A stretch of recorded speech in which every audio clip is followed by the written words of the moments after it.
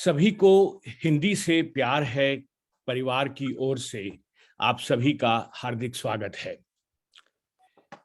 आप में से अधिकांश लोग हिंदी से प्यार है से परिचित हैं, तो मैं उसके बारे में बात करके आपका समय नहीं लूंगा।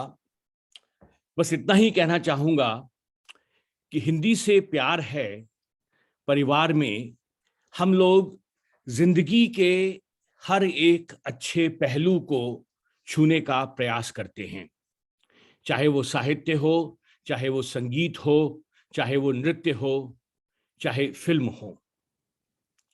फिल्म हम सब जानते हैं हमारे जीवन का एक बहुत महत्वपूर्ण अंग बन गई है। हमारे आचार व्यवहार, हमारी भाषा सबको प्रभावित करती है। हिंदी से प्यार है में हमारा विचार है कि हम फिल्म के विविध आयामों पर एक नियमित श्रृंखला शुरू करें, और आज का ये कार्यक्रम उस श्रृंखला का पहला कार्यक्रम है। हम लोग हर माह एक कार्यक्रम आयोजित करना चाहते हैं जिसमें फिल्मों के बारे में, विविध पक्षों के बारे में बातचीत हो। आज का कार्यक्रम, जैसा आप जानते हैं, हमने होली पर केंद्रित रखा है, और होली और फिल्मों का संबंध आप जानते ही हैं।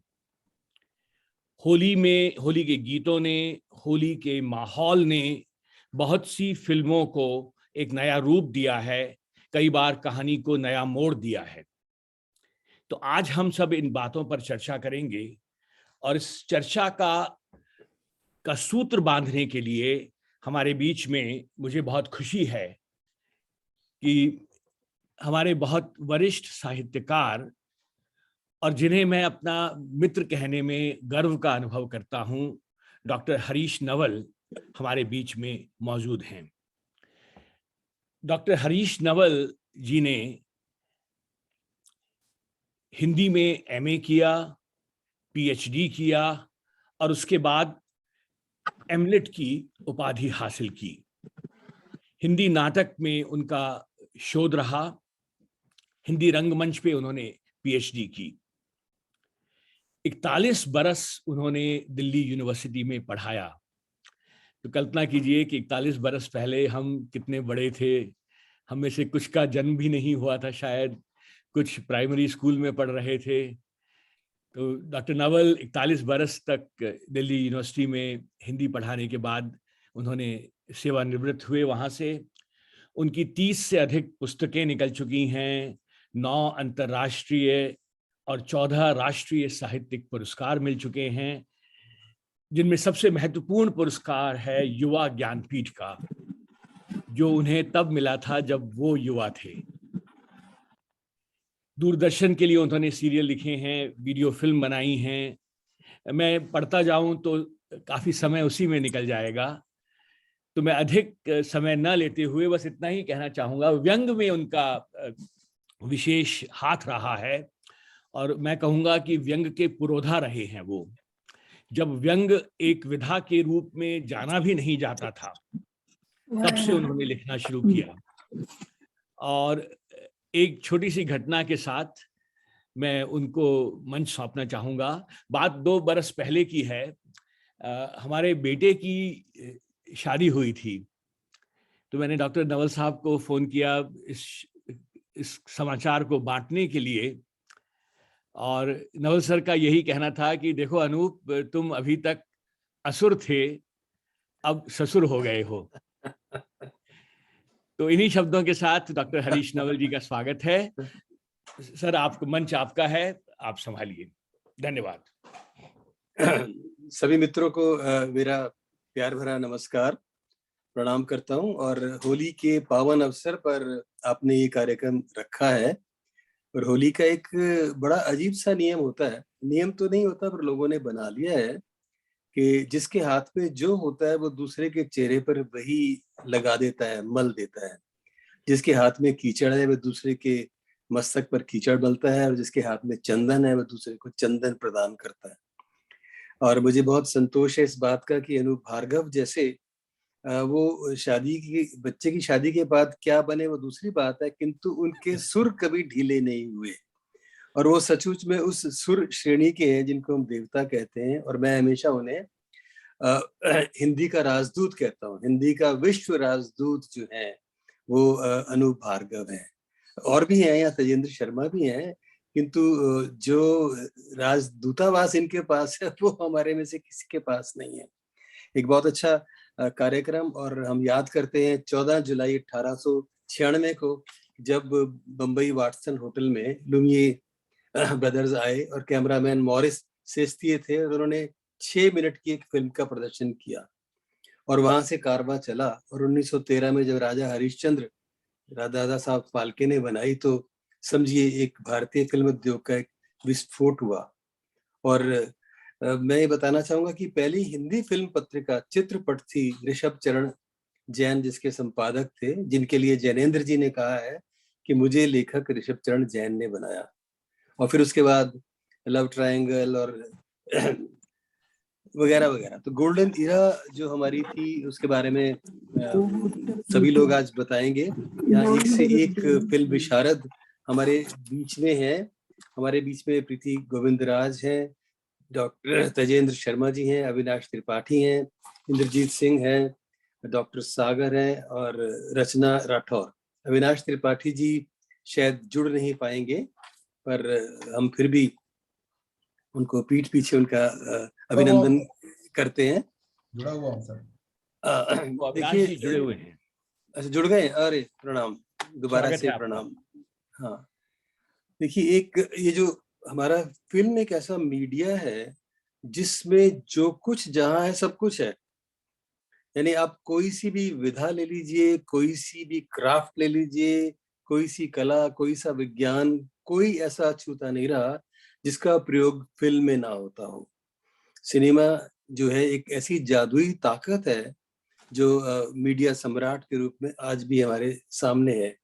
इसके माध्यम से हमारी जो हिंदी है वो बम्बई की फिल्मों ने जिस तरह से पूरी दुनिया में प्रचारित प्रसारित की है वो किसी से छिपा नहीं। कभी वो काम तुलसीदास की के लेखन ने किया था, पर वो काम आज वो डायलॉग कर रहे हैं जो फिल्मों में लिखे जाते हैं। और आज हमारे बीच में ऐसे डायलॉग राइटर्स हैं, ऐसे गीत लेखक हैं जिनके गीत हम सब गुनगुनाते हैं।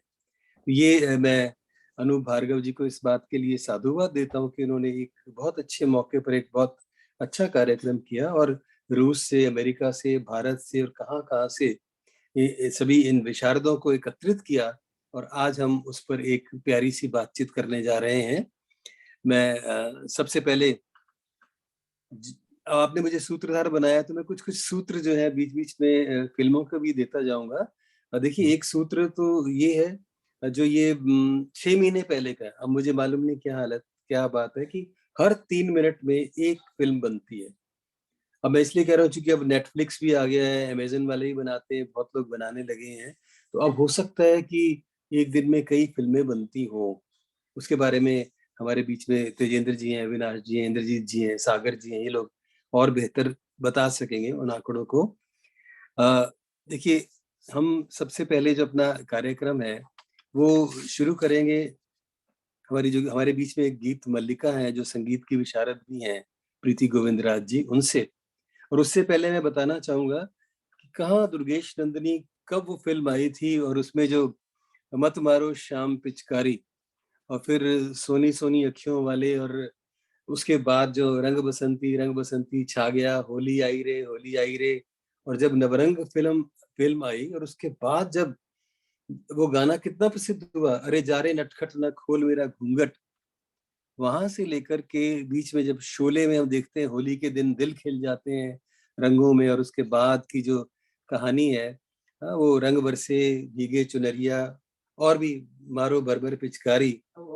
हाँ, बीच में एक और फिल्म ऐसी आई थी, मदर इंडिया, जो होली आई रे कन्हाई, रंग छलके सुना दे जरा बांसुरी। तो आज हमारे पास ऐसी धुन है और ऐसी एक गुणवंती है प्रीति गोविंदराज। मलयालम भाषी हैं और हिंदी की साहित्यकार है। अंग्रेजी में भी उनका योगदान है लेखन में, और अंतर्राष्ट्रीय कहानी लेखन में उनको पुरस्कार मिला है, प्रथम पुरस्कार। संस्मरण प्रतियोगिता में उन्हें अंतर्राष्ट्रीय पुरस्कार मिला है। नृत्य और गायन में भी दक्षता है, पेंटिंग भी करती हैं और जॉर्ज टाउन यूनियन अस्पताल में वो कैंसर सेंटर में कार्यरत हैं। तो यथा नाम तथा गुण प्रीति गोविंदराज जी आपके सामने अब देखिए कान्हा के ऊपर ही कुछ ना कुछ वो अवश्य आपके सामने गुनगुनाएंगी, क्योंकि कान्हा के बिना होली नहीं होती। तो अब आप और प्रीति गोविंदराज।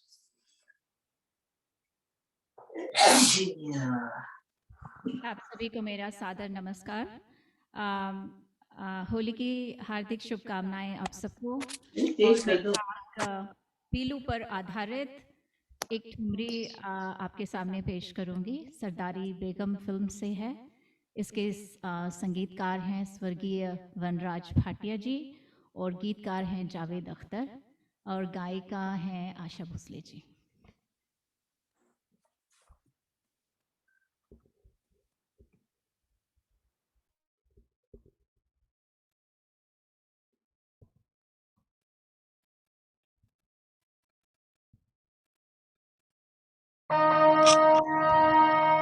मुझे कान्हा कान्हा है, मुझे कान्हा जो आए पलट के, मुझे कान्हा जो आए पलट के, अब की होली में खेलूंगी डट के। हो मुझे कान्हा जो आए पलट के, अब के होली में खेलूंगी डट के।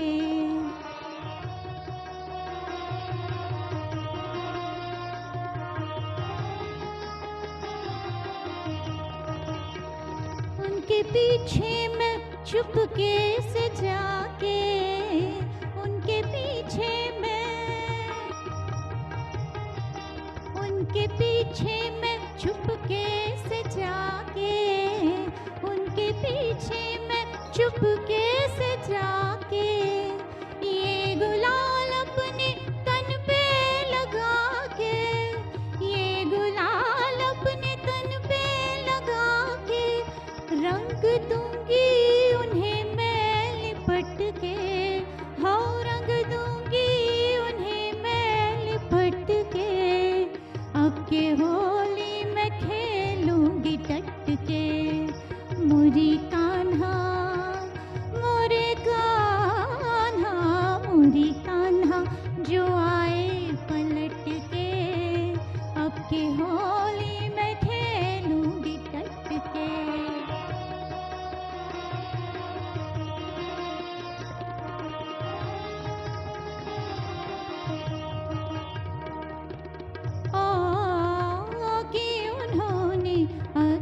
जोरा जोरी कि उन्होंने अगर जोरा जोरी, जोरा जोरी, जोरा जोरी कि उन्होंने अगर जोरा जोरी, कि उन्होंने अगर जोरा जोरी, कि उन्होंने अगर जोरा जोरी, छीनी पिचकारी पैया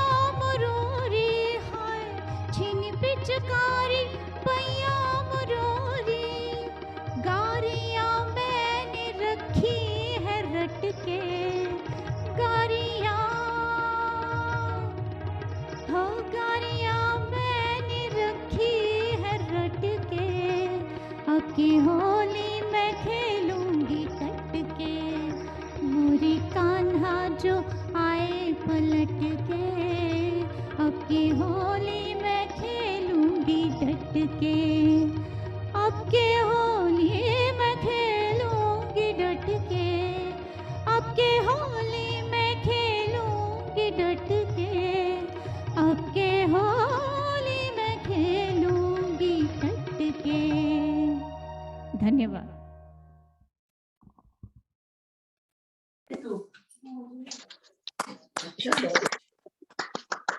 बहुत अच्छे।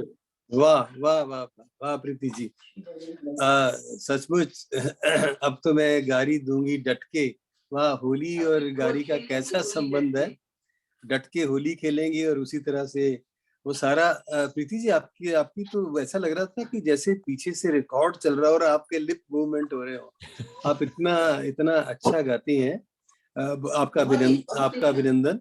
आपने सरोबार कर दिया। अभी तो हम कुछ कुछ अवाक से हो गए हैं, लेकिन अब बाक होने के लिए अब हमारे समक्ष जो आएंगे वो परिचय के मोहताज नहीं है, और अंतर्राष्ट्रीय जगत में उनका कितना नाम है ये आप सब जानते हैं, और जिन्हें हम तेजेंद्र शर्मा के नाम से जब भी हम उनकी जो कहानियां है ना, कब्र का मुनाफा जो है एक ऐसी कहानी जो लोगों को कितना कौन सकी है, ऐसी उनकी उन्होंने बहुत कहानियां लिखी हैं, लेकिन उनकी 3-4 कहानियां तो ऐसी हैं कि जो इसको आप अतिशयोक्ति मत समझिए, जिनकी हम तुलना कर सकते हैं उसने कहा था से कर सकते हैं, या यशपाल की कहानियों से कर सकते हैं। खैर कहानी पर बाद में बात करेंगे। मैं उनका परिचय दूं। आप अंग्रेजी में इन्होंने एमए किया दिल्ली यूनिवर्सिटी से, कंप्यूटर में इन्होंने डिप्लोमा किया। हिंदी कथाकार के रूप में तो इनको लोग जानते ही हैं, किंतु वो एक बहुत अच्छे कवि भी हैं। उस पक्ष को थोड़ा उन्होंने पीछे रखा हुआ है, लेकिन फिर भी उस पर भी उनकी किताबें हैं। सिनेमा और संपादन में उनकी विशेषज्ञता है। पुरवई के संपादक है, और पुरवई के जब फिल्म विशेषांक निकलते हैं तो हम सब लोग चौंक जाते हैं कि कितना ज्ञान, कितनी जानकारी तेजेंद्र शर्मा को है, संपादक के रूप में, लेखक के रूप में। और यही नहीं, वो खुद भी फिल्मों से साक्षात जुड़े हैं। उन्होंने कुछ अभिनेताओं के साथ फिल्मों में काम भी किया है, रंगमंच भी वो करते हैं, मिमिक्री भी करते हैं। तो एक ऐसा व्यक्ति, उनकी 4 कहानियां पाठ्यक्रम में लगी, उनको भारत गौरव सम्मान मिला है। उन्हें मेंबर ऑफ ब्रिटिश एम्पायर, ये महारानी ने उनको ये उपाधि प्रदान की है, ये बहुत बड़ी बात है। केंद्रीय हिंदी संस्थान भारत ने उनको सम्मानित किया है। हरियाणा, मध्य प्रदेश, महाराष्ट्र की अकादमियों ने उनको सम्मानित किया है, और वो लंदन में कार्यरत हैं। और उनकी कहानी भी बेजोड़ होती है, और जिस शैली के साथ वो सुनाते हैं वो लोगों को मुग्ध कर देती है। जैसे अभी आपने प्रीति जी का गायन सुना और हम लोग मुग्ध हो गए। जब कहानी सुनाते हैं तेजेंद्र शर्मा, उसी मुग्धावस्था में हम पहुंच जाते हैं। तो लीजिए, तेजेंद्र शर्मा है, देखते हैं वो होली फिल्म, विशेष रूप से फिल्मों के बारे में हमें क्या बताने जा रहे हैं। स्वागत है श्री तेजेंद्र शर्मा जी। धन्यवाद हरीश भाई, बहुत बहुत शुक्रिया आपका। पहले एक छोटी सी बात बताऊंगा कि विंस्टन चर्चिल को किसी ने कहा कि आपको हमारे यहाँ आके बोलना है, तो उन्होंने कहा कितनी देर तक बोलना है? अगर 10 मिनट बोलना है तो मुझे 1 हफ्ते का टाइम चाहिए, अगर 20 मिनट बोलना है तो 2 हफ्ते का टाइम चाहिए, अगर कोई टाइम लिमिट नहीं है तो चलो अभी चलते हैं, मैं बहुत बोल लूंगा। तो मुझे आज सिर्फ 8 मिनट बोलना है। तो मैं शुरुआत करता हूं बिना किसी भूमिका के कि हिंदी सिनेमा में होली के गीतों का सफर ब्लैक एंड व्हाइट फिल्मों के जमाने से हो गया था, हालांकि बात रंगों की होती है। और 1940 की फिल्म औरत से लेकर 2019 की फिल्म वॉर तक कम से कम 40 बेहतरीन होली गीत अलग अलग फिल्मों में पिक्चराइज किए जा चुके हैं। हर गीतकार और संगीतकार ने, अब मुझे 3 दिन से फ्लू था, उठ के आया हूं तो गला थोड़ा फटा हुआ है, हर गीतकार और संगीतकार ने अपने अपने ढंग से होली के बारे में सोचा, लिखा और संगीत से सजाया। शकील बदायूनी ने तो कम से कम 4 बेहतरीन होली के गीत लिखे हैं जो फिल्म आन, मदर इंडिया, कोहिनूर और फूल और पत्थर में इस्तेमाल किए गए। हिंदी सिनेमा के पहले होली गीत से ये बात तय हो गई थी कि जब होली का जिक्र होगा तो नंदलाल, कृष्ण कन्हैया, ब्रिज और मथुरा का जिक्र साथ में रहेगा ही।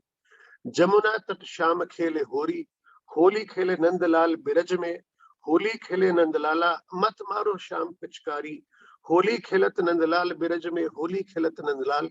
ऐसे तमाम गीत हैं जो इस बात को रेखांकित करते हैं कि भगवान कृष्ण के बिना, मथुरा के बिना और ब्रिज के बिना होली की बातें नहीं हो सकती।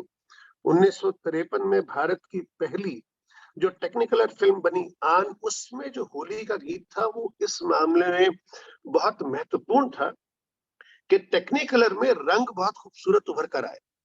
और इस फिल्म में शकील बदायूनी ने होली के दिन सबकी बराबरी की जो सोच है कि इसमें ना कोई बड़ा है ना छोटा, अपने शब्दों में पिरोया है कि आज कोई राजा ना आज कोई रानी है, आज कोई राजा ना आज कोई रानी है, प्यार भरे जीवन की एक ही कहानी है, खेलो रंग हमारे संग आज दिन रंग रंगीला आया। यहाँ शकील बदायूनी ने अपनी सोच को पारंपरिक सोच से थोड़ा हटाते हुए फिल्म के थीम के हिसाब से शब्द रचे।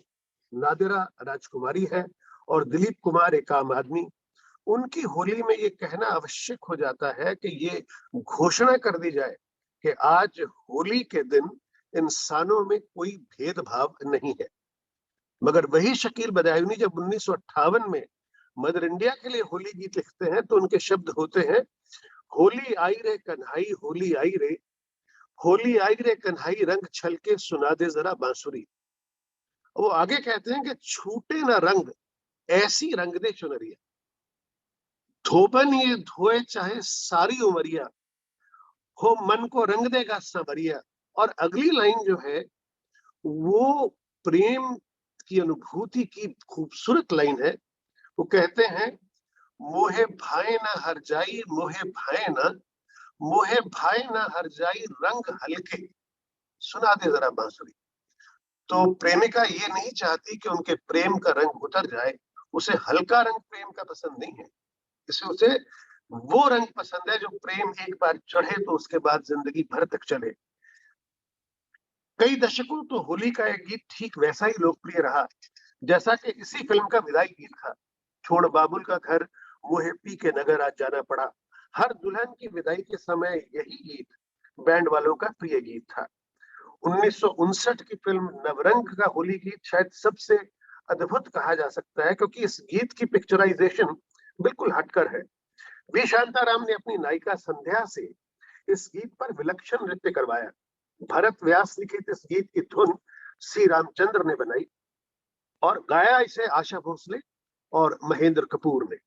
संध्या का मेकअप कुछ ऐसा किया गया था कि एक तरफ से तो वो नारी लगती है और दूसरी तरफ से पलटते ही पुरुष लगने लगती है। टेक्निकलर में रंगों का अद्भुत दृश्य बना देते हैं। इस गीत में बाकायदा प्रेमी और प्रेमिका के बीच वार्तालाप होता है। अरे जा रे हट नटकट ना छू रे मेरा घूंघट, पलट के दूंगी आज तुझे गाली रे। अब होली और गाली के बारे में अभी गीत में भी सुना और हरीश भाई ने भी बताया। पलट के दूंगी आज तुझे गाली रे, मुझे समझो ना तुम भोली भाली रे। और प्रेमी कहता है, आया होली का त्योहार उड़े रंग की बौछार, तू है नार नखरेदार मतवाली रे, आज मीठी लगे है तेरी गाली रे। 1961 से 1980 के बीच कुछ बेहतरीन होली गीत हिंदी सिनेमा में दिखाई देते हैं।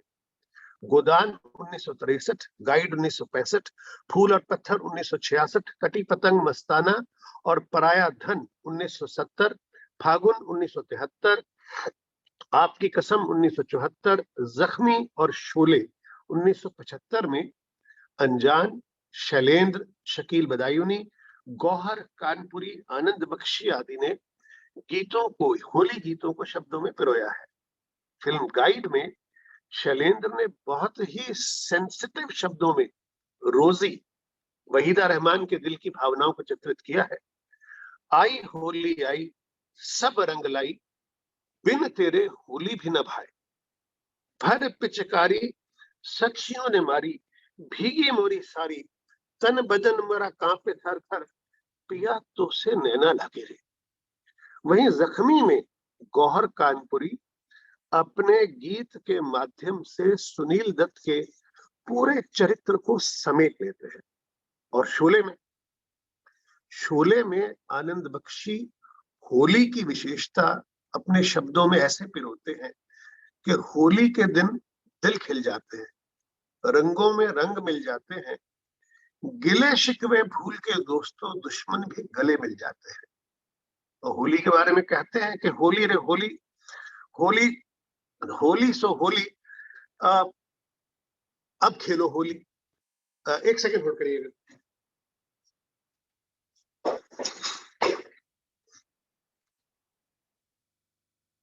काम पे होने के थोड़े से संशय होती हैं। दरअसल मैं कम से कम 10 गीतों के बारे में बात करना चाहता था। मगर दिए गए 8 मिनट में 10 गीतों के बारे में बात कर पाना कठिन ही नहीं, असंभव है। हालांकि मैंने अपनी स्पीड भी काफी तेज चला के रखी।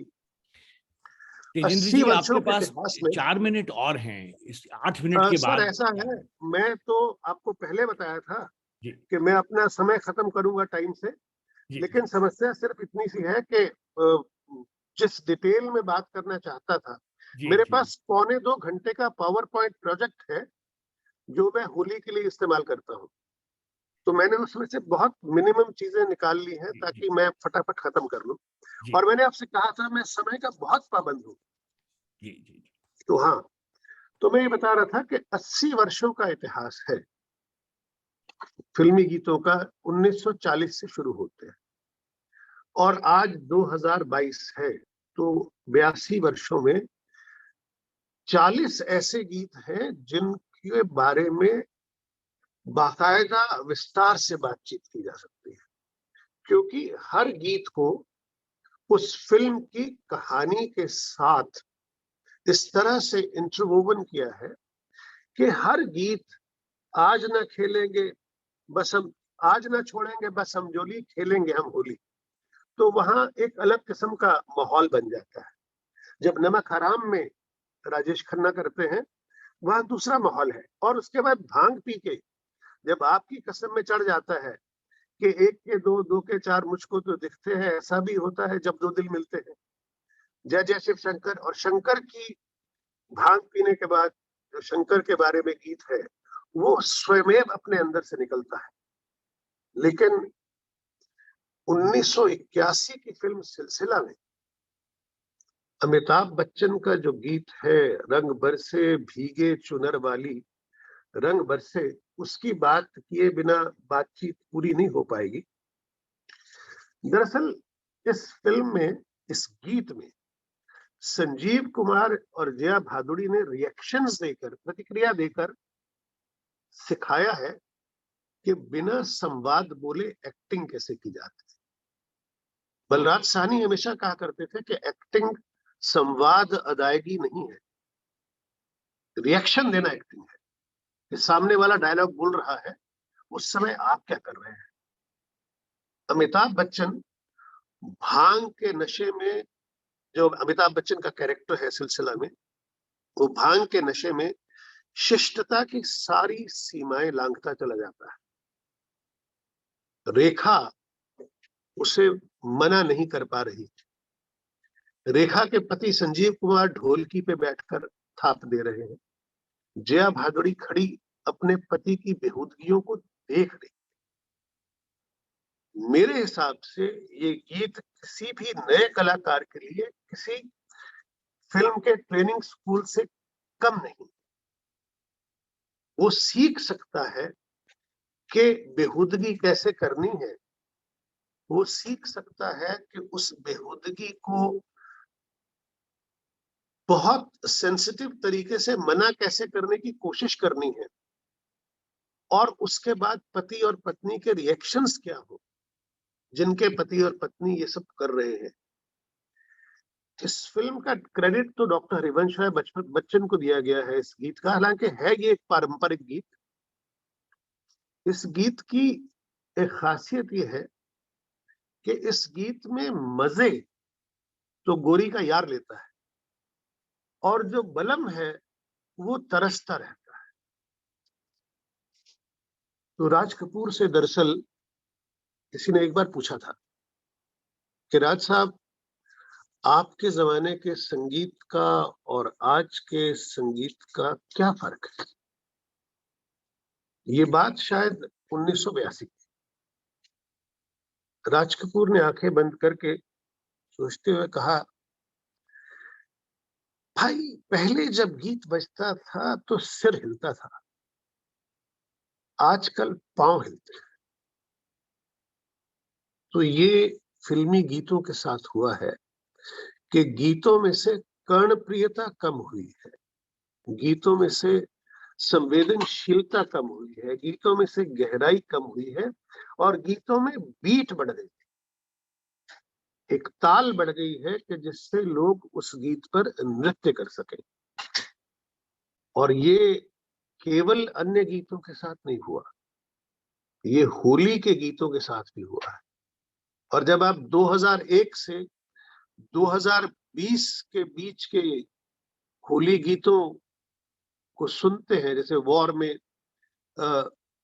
ऋतिक रोशन और टाइगर श्रॉफ, उसमें जो निर्देशक है, नृत्य निर्देशक, वो मूवमेंट्स पे ज्यादा जोर देते हैं, शब्दों पे कोई मेहनत नहीं है। और होली के अंदर किस तरह से बदलाव आ गया है कि होली आई रे कन्हाई से लेके जब आज अक्षय कुमार अपनी फिल्म में कहते हैं, और जब वो गाना अनु मलिक खुद गाते हैं, और वो गाना क्या है, do me A favour let's play Holi, रंगों में है प्यार की बोली, do me A favour let's play Holi. अब समीर साहब से हम और क्या अपेक्षा करें। अब ये गीत हो गए हैं, अनु मलिक ऐसी धुन बनाते हैं, समीर ऐसे शब्द लिखते हैं, और हम ये सोचते रह जाते हैं कि हमें तो हल्के रंग तक पसंद नहीं थे। हमारे गीतकार तो कहा करते थे कि मोहे भाए ना हर जाई, मोहे भाए ना, मोहे भाए ना हर जाई, रंग हल्के सुना दे जरा बांसुरी। फिर ये अचानक होली के गीतों को क्या हो गया है, अब होली के गीत भी डू मी ए फेवर बन गए हैं। तो ये होली के गीतों की बिल्कुल छोटी सी एक खिड़की मैंने आपके लिए बनाई, जिससे आपको ये पता चले कि 82 सालों में होली में कैसे कैसे गीत बने।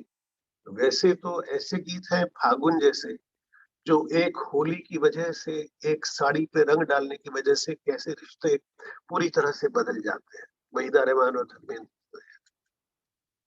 बहुत सारी बातें हैं होली के गीतों पे कहने के लिए, मगर इतने थोड़े समय में मैं जो कह सकता था मैंने आप तक पहुंचाने की कोशिश की है। मुझे उम्मीद है कि मेरा ये प्रयास आपको पसंद आया होगा, और मैं आपसे विदा लेता हूँ। बहुत बहुत धन्यवाद। बहुत बहुत धन्यवाद तेजेंद्र भाई। ये प्रयास नहीं था, ये तो आपका सायास था, और हम लोग तो हतप्रभ हैं। हम कितना आप इतना कुछ लिखते हैं, इतने काम करते हैं, इतने व्यस्त रहते हैं, उसमें भी आप इतना बारीक विश्लेषण कर सकते हैं, जिस विश्लेषण के लिए केवल टेबल वर्क सफिशिएंट नहीं है, जिसके लिए ढूंढना पड़ता है, सोचना पड़ता है, वो सारे आंकड़े इकट्ठे करने पड़ते हैं। और आपने तो फिल्म दर फिल्म और दृश्य दर दृश्य जो भाव है उनको भी लिया, उस पक्ष को लेकर के आपने भाषागत विशेषता बताई, और जो रस उससे निस्सृत हो रहा है उसके बारे में अपनी संक्षिप्त टिप्पणी दी। तो ये जो कहते हैं ना कि संक्षिप्तता जो है वो तो जान होती है, ब्रेविटी हर एक में नहीं होती। आपने कम में बहुत कुछ कह दिया।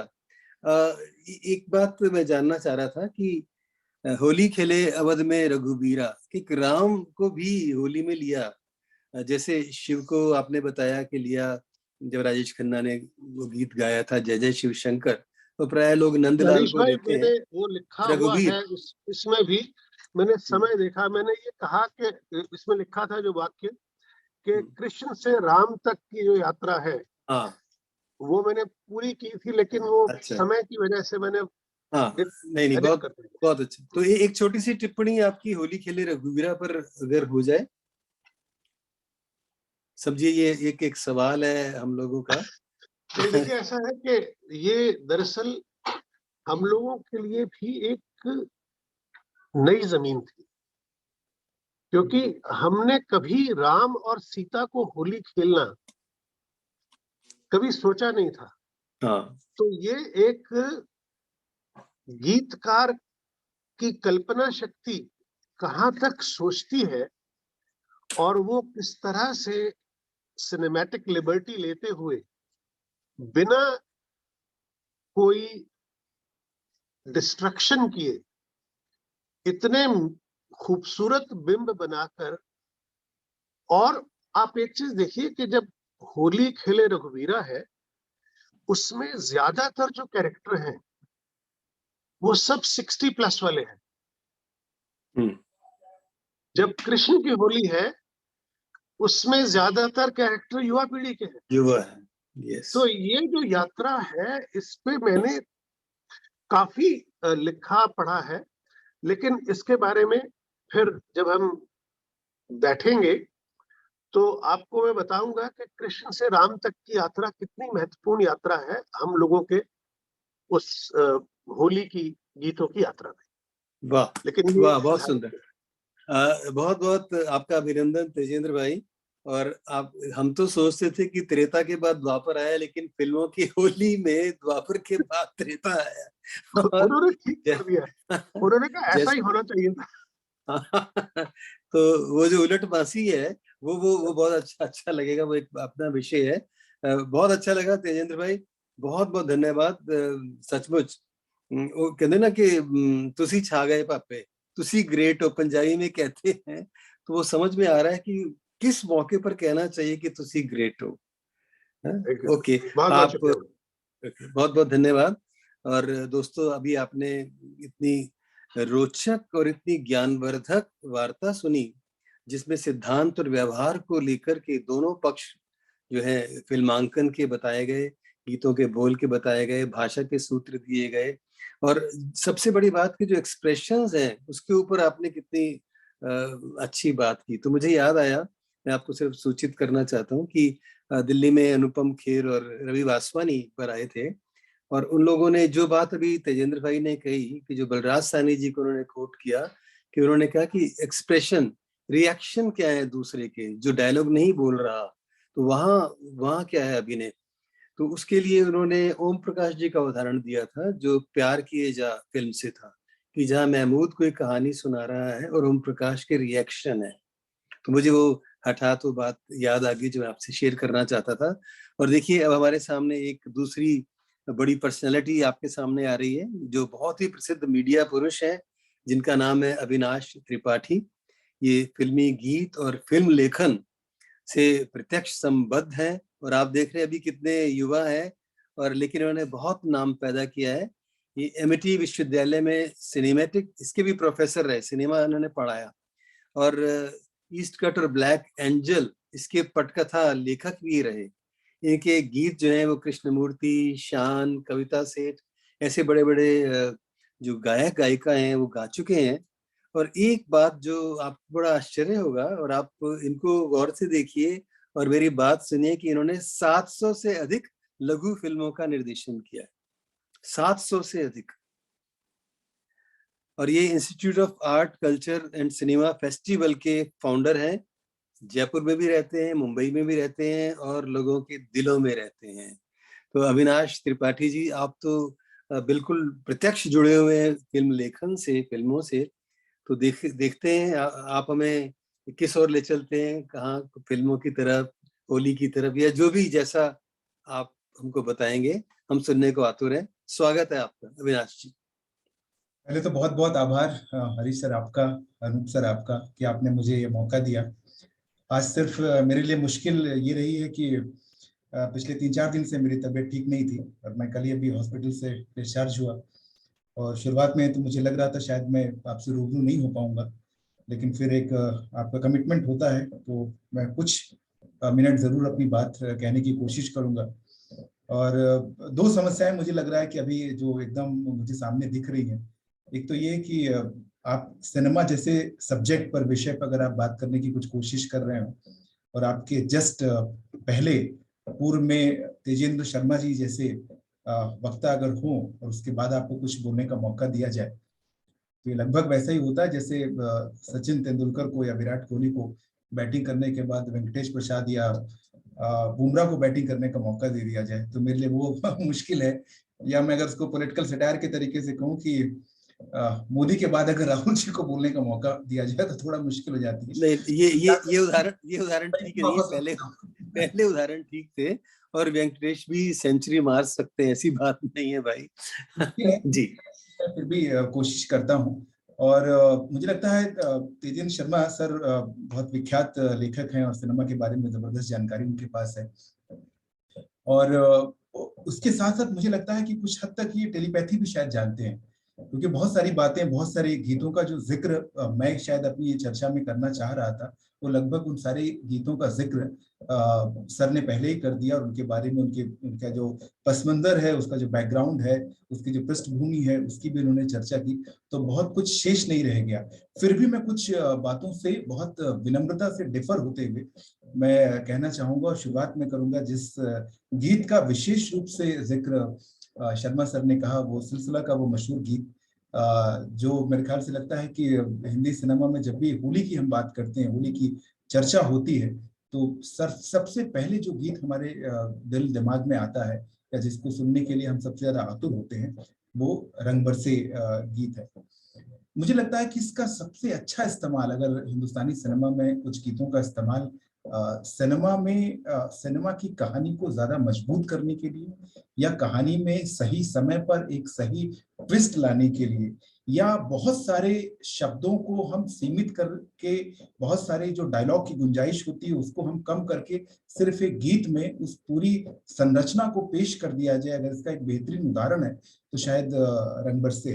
अगर इस कहानी की, इस सिलसिला कहानी का जिक्र हो रहा है जिसमें ये गीत है, अगर उसको हम देखें तो जस्ट इस गाने के पहले अगर आप देखें तो दोनों ही कपल अपने अपने रिलेशन की बात करते हैं, और अमिताभ बच्चन संजीव कुमार से बात करते हैं, रेखा जया बच्चन से बात करती हैं, और दोनों कहीं अपने अधूरे इश्क की बात कर रहे हैं, और उनकी वहां पे मुलाकात होती है, और उसके जस्ट बाद ये गीत होता है।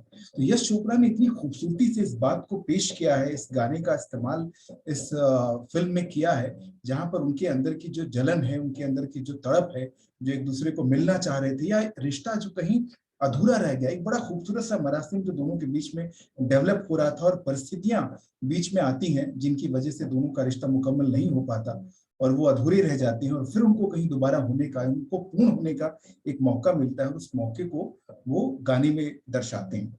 बेहूदगी वाले शब्द पे मैं थोड़ा सा ऐतराज जताते, मुझे यही लगता है कि ये बेहतरीन मौका था अमिताभ बच्चन के किरदार के लिए, जहां पर उसको ये बताना था कि मैं, आपकी पत्नी के साथ मेरा एक रिश्ता है और आप अनजान हैं, और सेम ये जया बच्चन के साथ भी ये स्थिति चल रही थी, दोनों अपने अपने स्पाउस के पूर्व रिलेशन के बारे में अनजान थे, और इस गीत के जरिए ये पूरा रिश्ता, मतलब अगर मैं सिनेमा की लैंग्वेज में बात करूं, अगर इसको डायलॉग में अगर लिखना होता तो कई सीन आपको इसमें वेस्ट करने पड़ते, जहां पे इस तरह के दृश्य को आपको पब्लिक के ऑडियंस के बीच में समझाना पड़ता, बट सिर्फ एक 4-4.5 मिनट के गाने में इस पूरे परिदृश्य को, उनके बीच के रिलेशन को, दोनों के स्पाउस की जो मानसिक स्थिति है, जैसा सर ने जिक्र किया कि बलम तर से वो जो गाने का है वो हिस्सा जो जिक्र जिसमें आता है, तो ये बड़ा खूबसूरत मुझे लगता है कि मौका होता है जब किसी गीत में पूरी पूरी कहानी को पिरो दिया जाता है। अगर मैं किसी और सिनेमा की बात करूं, किसी और कहानी की बात करूं, तो एक बड़ी महत्वपूर्ण फिल्म दामिनी आई थी, और महिला अधिकारों को लेकर जिस तरीके से उस फिल्म में मुख्य नायिका लड़ती है, आवाज उठाती है, और अपने परिवार के खिलाफ आवाज उठाती है, वो एक महत्वपूर्ण फिल्म बनती है उस दशक की, मुझे लगता है कि बेहद महत्वपूर्ण फिल्म है। और उसमें भी होली जिस तरीके से आई है वो बहुत महत्वपूर्ण घटक के तरीके से आई है। तो कई बार मुझे लगता है कि हिंदी सिनेमा में जब जब होली का इस्तेमाल हुआ है, अगर हम सिनेमा को एक जिस्म माने, सिनेमा को अगर हम एक शरीर माने, तो होली उसमें दिल के तरीके से आई है। होली ने कहानी को इतनी खूबसूरती से परिवर्तित किया है। अगर मैं सिनेमा की लैंग्वेज में बात करूं तो एक प्लॉट पॉइंट जिसको हम कहते हैं, एक टर्निंग पॉइंट जिसको हम कहते हैं, जहां से कहानी एक ट्विस्ट लेती है, वो काम होली के गीत ने किया है। और दामिनी जिसका मैं जिक्र कर रहा था, उसमें भी यही है कि जब होली का गीत आता है या होली का दृश्य आता है, और उसमें उसके ही मीनाक्षी शेषाद्री जो मुख्य नायिका है, प्रोटैगनिस्ट है उस फिल्म की, उसके ही पति के छोटे भाई ने घर की मेट के साथ जो बड़ी पाशविक तरीके से रेप किया, और उसके बाद कहानी जिस तरीके से ट्विस्ट लेती है, तो होली का इस्तेमाल बहुत अच्छी तरीके से इस फिल्म में किया गया।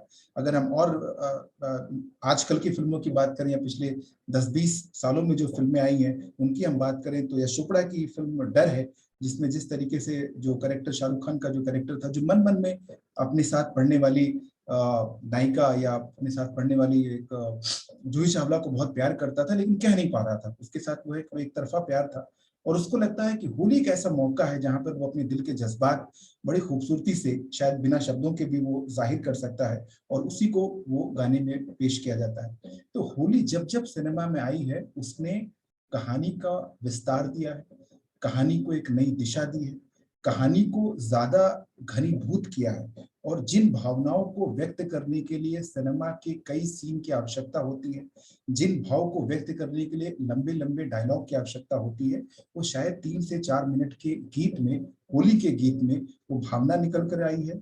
वो गीत अपने आप में इस पूरी कहानी का जो है वो मंजर पेश करता रहा है। तो होली इस तरीके से बहुत महत्वपूर्ण रोल प्ले करती रही है।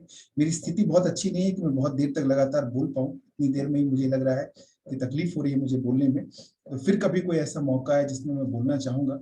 आज मुझे लगता है कि तेजिंदर सर ने वैसे भी बहुत बड़ा जो स्पेक्ट्रम है हिंदी सिनेमा में होली और होली के जो गीत हैं वो किस तरीके से पेश होते रहे पिछले 70-80 सालों में, और अलग अलग मौकों पे किस तरीके से चेंज आता रहा। जिस तरीके से उन्होंने बताया कि लास्ट में आते आते लेट्स प्ले होली, और हमने किस तरीके के शब्दों का इस्तेमाल भारतीय सिनेमा में करना शुरू कर दिया, तो शायद जो आजकल की पीढ़ी है उसकी जो बातचीत की जो शैली है वो भी कहीं गीतों में उभर के आ रही है। और पुरानी जो शाश्वत परंपरा थी हमारी, चाहे वो बातचीत में हमारी थी या हमारे गीतों में दिखती थी, वो शायद अब आजकल के गीतों में नहीं दिखती है।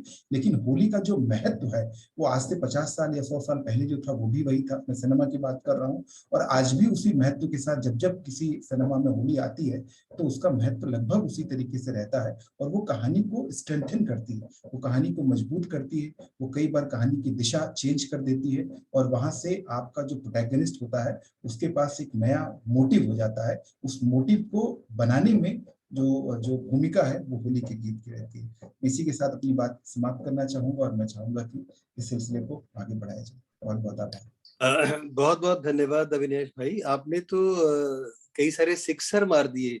आपने, ऐसा नहीं है, अभी तो आप स्वस्थ नहीं है तब भी आप इतना अच्छा बोले, और जो बात आपने उठाई है कहानी में टर्निंग पॉइंट की, या उस मनोवैज्ञानिक क्षण की कि जब कहानी विस्तार पाती है, और वहाँ होली का क्या महत्व है, इसको आपने बहुत अच्छे ढंग से समझाया। रंग बरसे का को जो एक नया आयाम आपने दिया, एक आयाम जो दिया था तेजेंद्र भाई ने, और आपने एक दूसरा आयाम उसको दे दिया, वो भी बहुत महत्वपूर्ण है। उसके साथ आपने दामिनी में भी उसका बताया, डर का भी उसका आदरण दिया, बहुत सुंदर। मैं आपसे ये जानना चाहूंगा इस टर्निंग पॉइंट में, जैसे शोले फिल्म चूंकि एक बहुत ऐसी फिल्म होगी कि जिसके उदाहरण हमेशा दिए जाते रहे हैं, तो उसमें भी जब गब्बर सिंह पूछते हैं होली है, कब कब है होली, वो जो उसके बाद जो होता है उस पर आप थोड़ा सा प्रकाश डालिए कि वहाँ होली क्या कर रही है।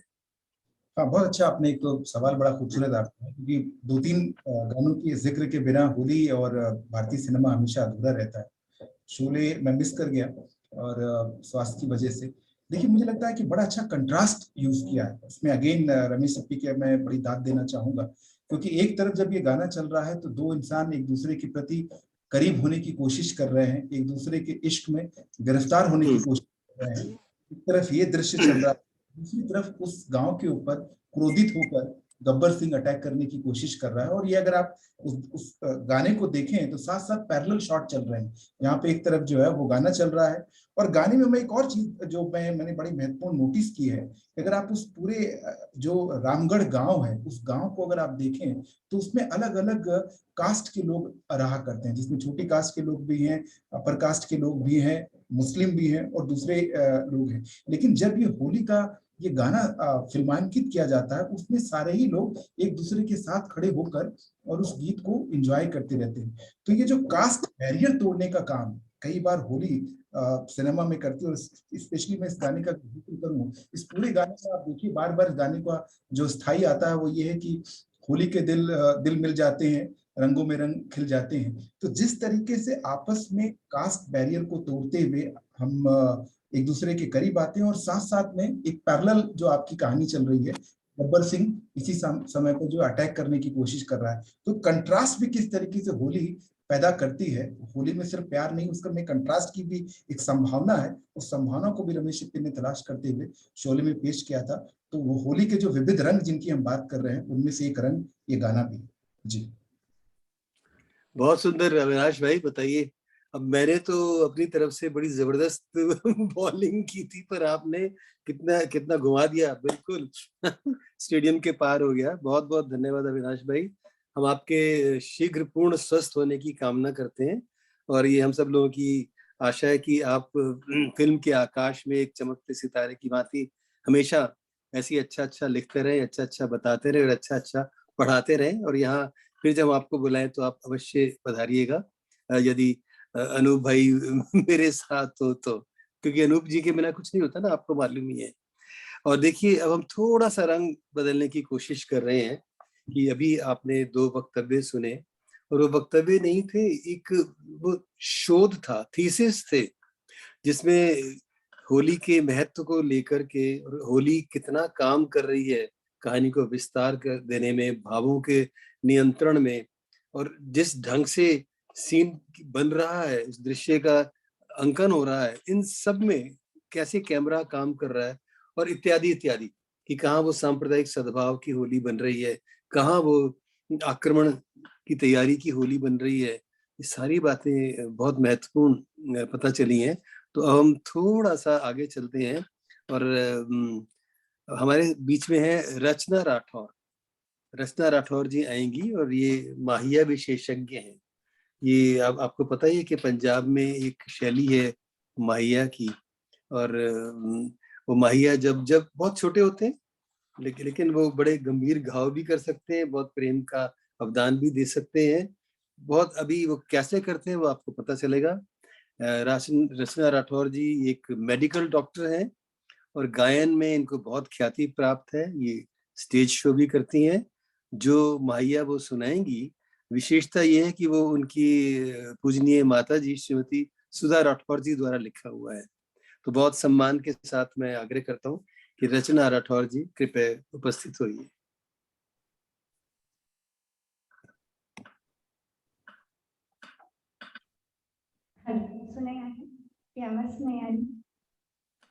हाँ जी, आवाज आ रही, थोड़ा ऊंचा बोलिएगा। और अनूप भाई, आप, हाँ जी, बस हमें फेड आउट कर दीजिए सर। हाँ, आप सब लोग मुझे सुन पा रहे हैं? हाँ जी, बहुत अच्छी आवाज आ रही है आपकी जी।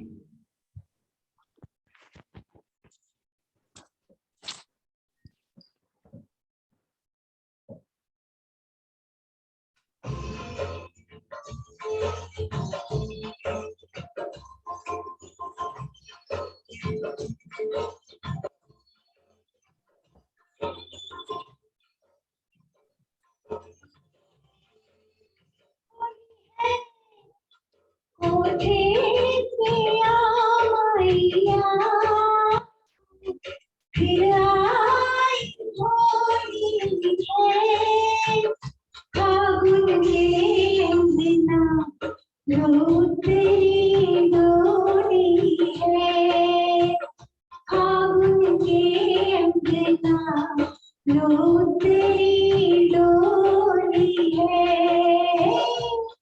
निकली घर से गोरी, निकली घर से गोरी, कान्हा से मिलने बरसाने की छोरी है, कान्हा से मिलने बरसाने की छोरी।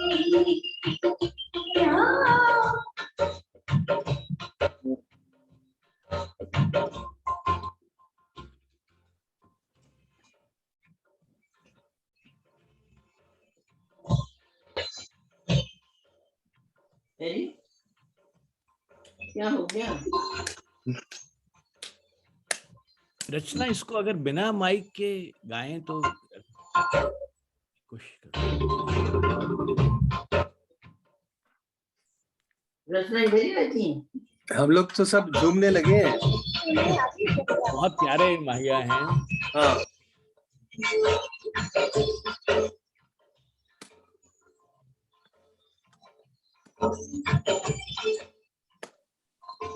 फिर आई होली है, फिर आई होली है, फागुन के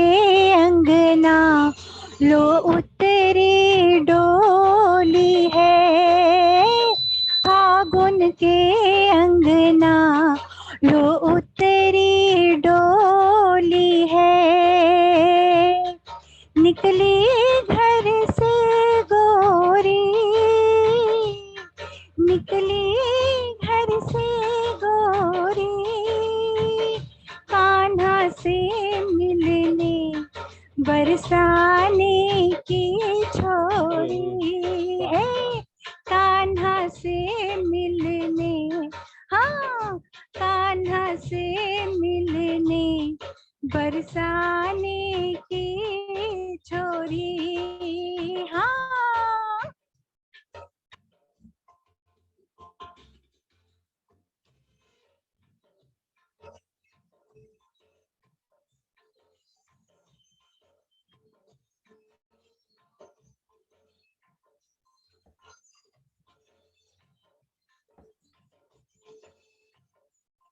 मुख लाल गुलाल हुआ,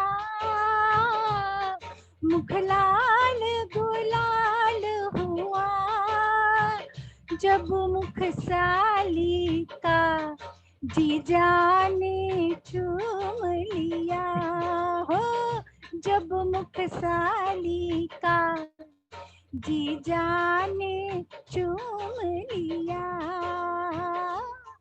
महका महुआ चंदन, महका महुआ चंदन, लाज निगोड़ी के टूटे सारे बंधन, लाज निगोड़ी के टूटे सारे बंधन, होली है।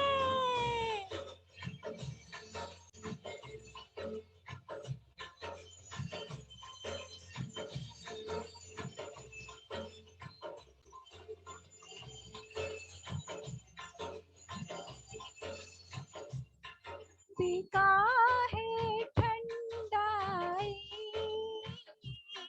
पीका है ठंडाई, सास लगे ननदी अक्कल है चकराई, रामा सास लगे ननदी अक्कल है चकराई, भीगी अंगिया चोली, भीगी अंगिया चोली, चूनर सर की तो नियत सबकी डोली, चूनर सर की तो नियत सबकी डोली, हाँ।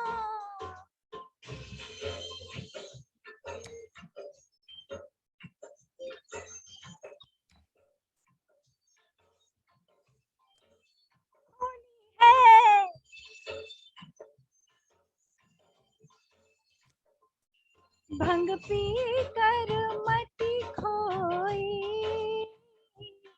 भंग पी कर मती खोई, समझा था देवर निकले वो ननदोई, दैया समझा था देवर निकले वो ननदोई, गटकी जब ठंडाई, गटकी जब ठंडाई, जाग उठा यौवन ले बूढ़ी अंगड़ाई, जाग उठा यौवन ले बूढ़ी अंगड़ाई, हाय सैया बर जोरी से, सैया बर जोरी से, बाह धरे खींचे पिछवाड़े चोरी से, मुआ बाह धरे खींचे मुखवाड़े चोरी से, होली है। धन्यवाद। बहुत अच्छे, बहुत बढ़िया। वाह, बहुत सुंदर। आपने रचना बहुत अच्छी, आपने गीत प्रस्तुत किया और बहुत अच्छा लगा। और टप्पे भी इसी को कहते हैं ना, पंजाबी में बहुत टप टप के जब गीत गाए जाते हैं तो उसको टप्पे कहते हैं। और माहिया बड़ा खूबसूरत नाम है। रचना जी, आपसे ये जानना मैं चाहता हूँ कि सुधा जी का परिचय दीजिए। उन्होंने बहुत सुंदर लिखा है और विशेषता ये है कि उसमें उन्होंने पारिवारिक संबंधों को बहुत लिया है।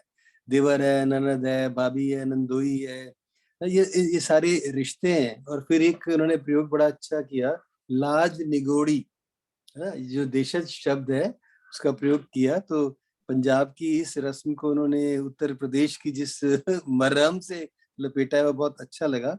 तो उनका आप एक संक्षिप्त परिचय हम लोगों को दीजिए। और अगर आप आपके आसपास बैठी हो तो उनके दर्शन सबको करवाइए, हमको प्रणाम करना चाहेंगे। जी, माँ मेरे पास तो नहीं है पर माँ जुड़ी हुई है, तो मैं माँ से कहूँगी कि वो अगर अपना वीडियो ऑन कर लें हाँ, तो शायद वो सबको मतलब सब लोग उन्हें देख पाएंगे। जी सुधा जी, अगर हो तो शायद, मुझे पता सुधा नहीं है जी इस को वक्त मैंने तो कहाँ। निमंत्रण तो भेजा था, अगर वो हैं और कुछ कुछ बोलें तो हम उन्हें पहचान पाएंगे। शायद वो कहीं आसपास होगी अंदर। ठीक है। तो हम सबका क्योंकि मैं संदेश अलग, जरूर पहुंचा दीजिए कि तो हमें उनकी रचना भी बहुत अच्छी लगी और उन्होंने जो रचा था रचनाओं में वो भी बहुत अच्छा लगा। बहुत बहुत धन्यवाद आपका जी रचना जी। जी खूब तरक्की जी करें और आगे बढ़ती रहें। जी। माँ जी, आ गई है, शायद जुड़ गई है। अच्छा अच्छा। माँ, अरे माँ तुम अपना ऑडियो भी अनम्यूट कर लें तो। सुधा जी कौन सी है? हाँ बिल्कुल। अरे सुधा जी नमस्कार। ऑडियो हाँ, अनम्यूट अनम्यूट कर लेंगी माँ, आप अपना हाँ ऑडियो। हाँ हाँ सुधा जी, आपका अभिनंदन। आपने बहुत अच्छा लिखा और आपके लेखन को जैसा आपकी बिटिया ने प्रस्तुत किया है उसने उसमें जी और भी चार चांद लगा दिए। जी, बहुत बहुत तो धन्यवाद जी आपका, ये बहुत बहुत लाज धन्यवाद। लाज निगोड़ी आपको कैसे सूझी? दरअसल दरअसल मैं देशज जो बोली है उसका हाँ बहुत ज्यादा उपयोग करती हूँ जी जी। लेखन में अपने। मुझे अच्छी लगती है क्योंकि कहीं कहीं जैसे मुआ लिखते हैं हम लोग, हाँ या मुंह झौसा लिखते हैं, या जी दही जी जी मारा लिखते हैं। इस तरह के शब्द जो है ना ये बड़े लुभावने लगते हैं, बहुत सुंदर जी जी। लगते हैं। ये हमारे लोक के शब्द हैं तो बहुत करीब होते हैं। जी शायद अनूप बिल्कुल। जी कोई टिप्पणी देना चाहते हैं आपके इस पर। हाँ जी नवल जी, नहीं मैं बस इतना ही कहना चाहता था कि जी हिंदी से प्यार है कि एक और पहल कविता की जी पाठशाला जो हम लोग चलाते हैं, सुधा जी हाँ उसकी सदस्य हैं, अच्छा। डॉक्टर जगदीश व्योम जी उसको हाँ हाँ जी चलाते हैं, जी नीरज गोस्वामी हमारे जी साथ हैं। तो ये माहिया जो हम लोगों ने सीखे हैं वो उसी में, जी कविता की उस पाठशाला में ही। वहीं पे वाह सीखे वाह। हैं। जी जी बिल्कुल। धन्यवाद सुधा धन्यवाद जी, सुधा बहुत जी। बहुत। धन्यवाद जी, धन्यवाद धन्यवाद, रचना बहुत जी। बहुत धन्यवाद। बहुत बहुत जी धन्यवाद, थैंक यू सो मच। जी।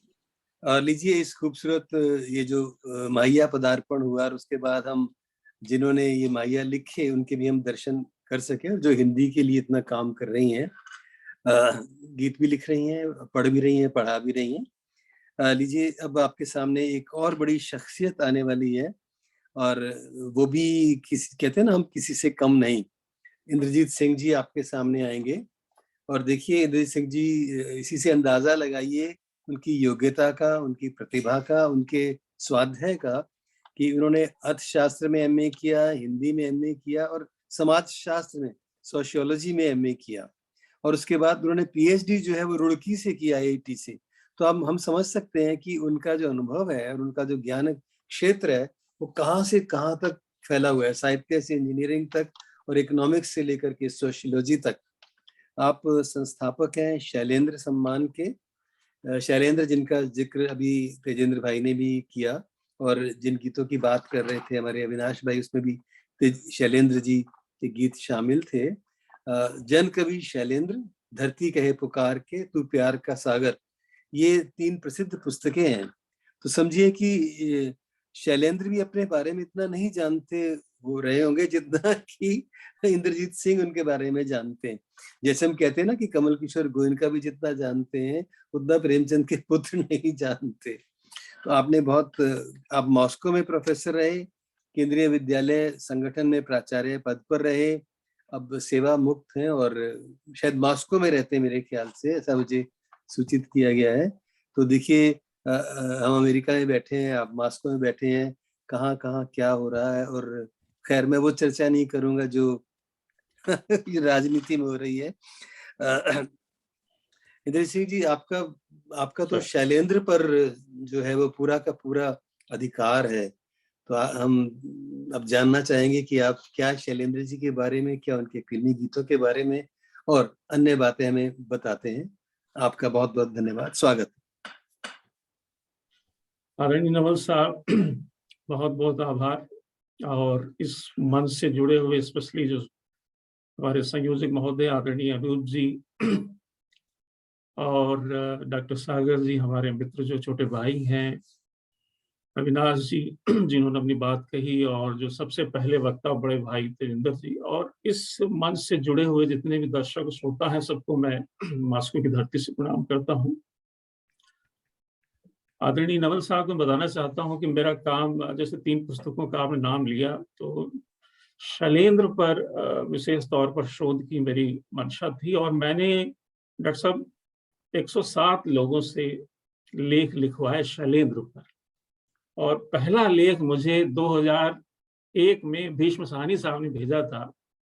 सबसे पहले मैंने उनको संपर्क किया, उसके बाद फिर नीरज जी, योगेश जी, हसरत जयपुरी, और उसके बाद हमने कमलेश्वर जी को रिक्वेस्ट की, कन्हैयालाल नंदन, और लगातार फिर अस्कर वजाहत, अब्दुल बिस्मिल्ला, मंगलेश डबराल, राजेश जोशी, जितने भी, और हमारे मंच पे जो 3 साथी हैं, इनसे भी, इन्होंने भी लिखा है, डॉक्टर सागर ने भी लिखा, अविनाश जी ने भी लिखा, तेजिंदर भाई ने भी लिखा। ये सब 3 खंड आ चुके हैं, और चौथा जो अंक जो है, चौथा खंड आ रहा है शैलेंद्र पर। तो कुल मिलाकर मैंने संकल्प लिया था कि शैलेंद्र पर, और नामवर जी ने भी लिखा, नामवर जी का मैंने इंटरव्यू लिया था, विजय आनंद का इंटरव्यू लिया, कैफी साहब, गुलजार साहब, सबने लिखा।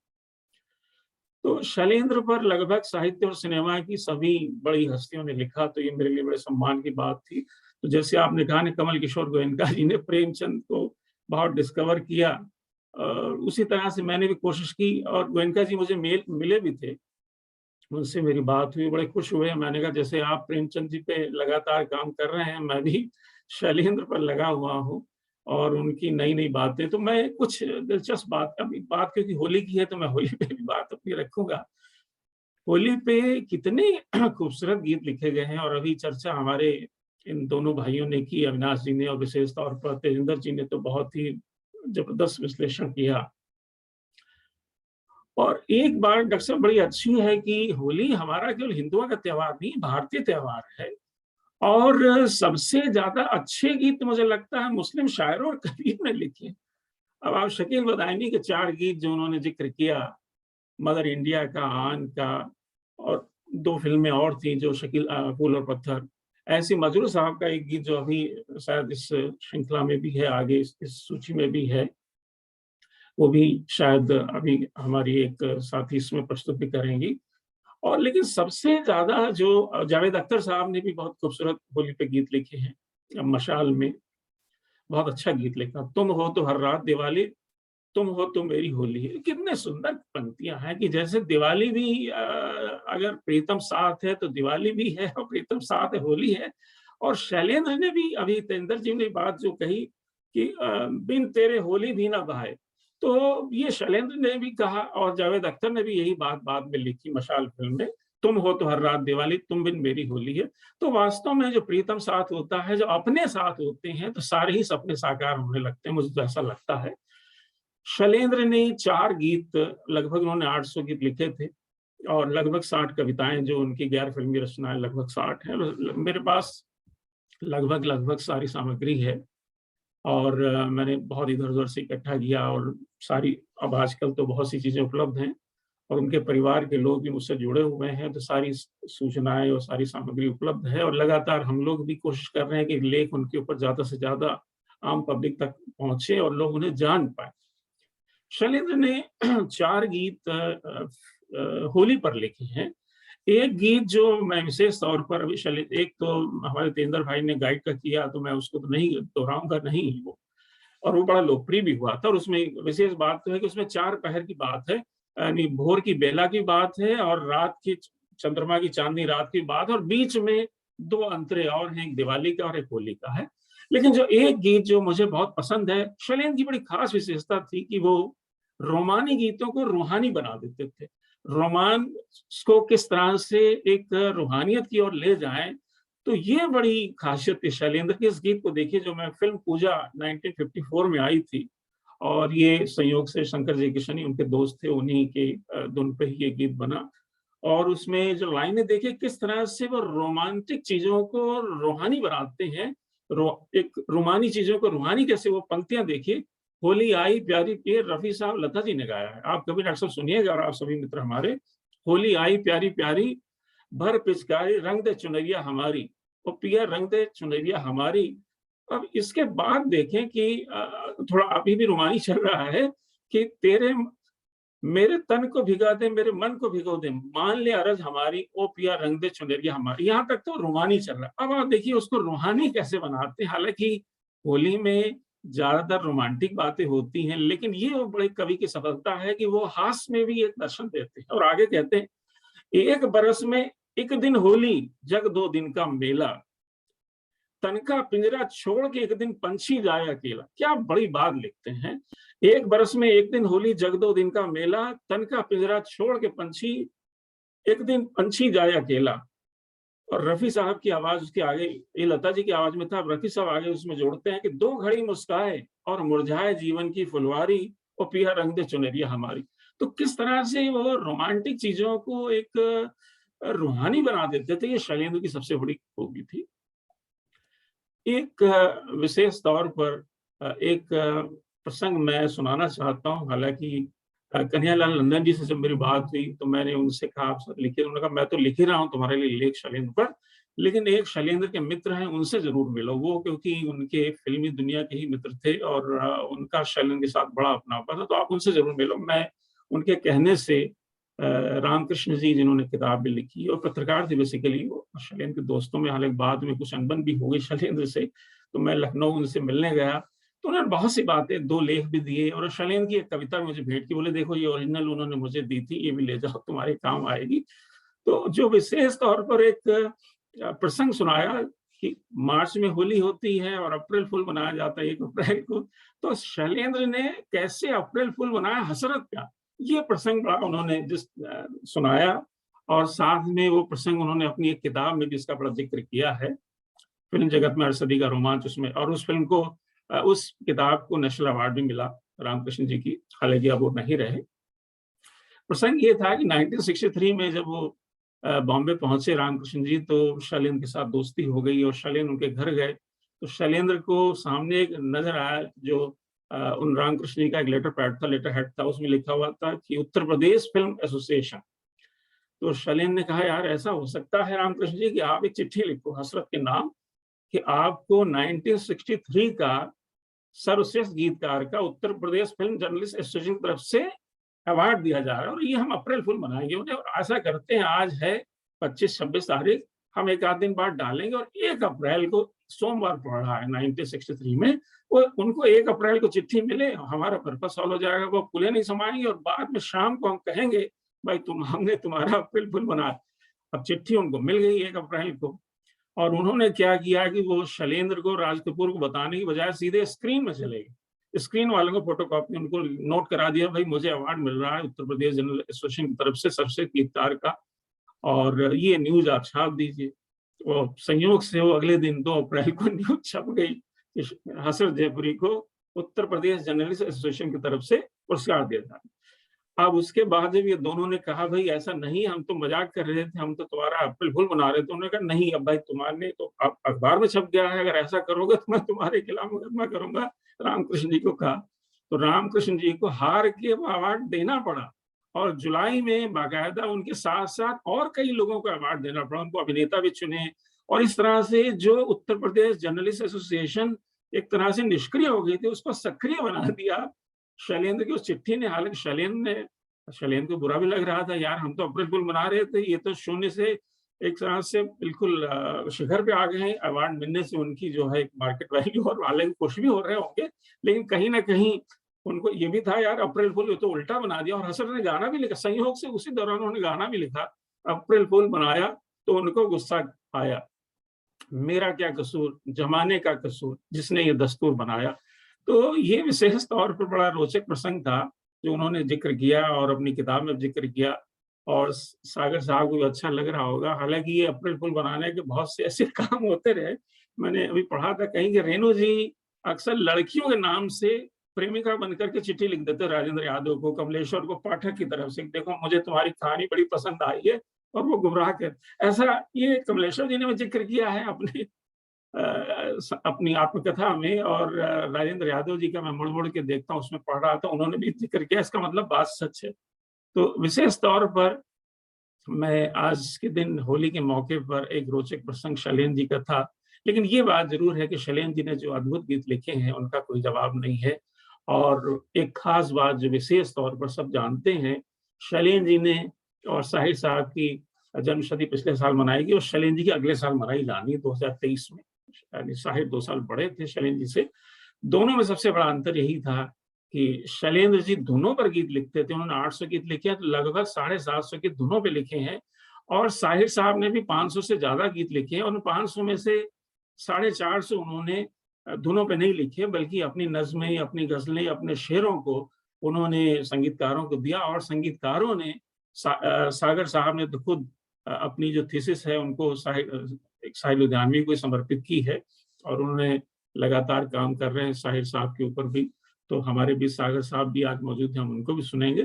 तो शैलेंद्र के गीतों को मैं तो मानता हूँ, शैलेंद्र भी और साहिर भी, और विशेष तौर पर शैलेंद्र पर अपनी बात केंद्रित कर रहा हूँ, कि उनके गीत तो हम मानते हैं कि कबीर के दोहों की तरह, सूर के पदों और नानक के पदों की तरह, मीरा के पदों की तरह, तुलसी के चौपाइयों की तरह, और गालिब के शेरों और गजलों की तरह सभी हम लोग गाते हैं, गुनगुनाते हैं, सुनते हैं, सुनाते हैं।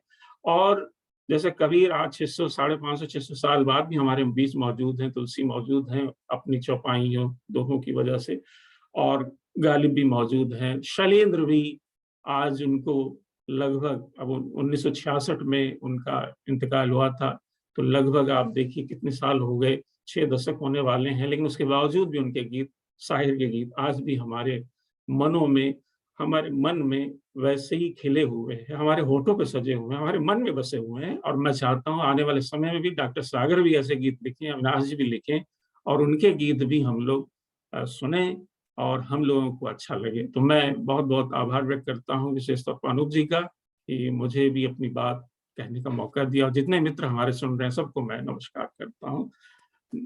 10 विजय और 10 विदानियाँ, फिर मिलेंगे हम लोग। तो डॉक्टर साहब हरीश नवल जी का बहुत बहुत आभार, बहुत सुंदर सर संचालन कर रहे हैं।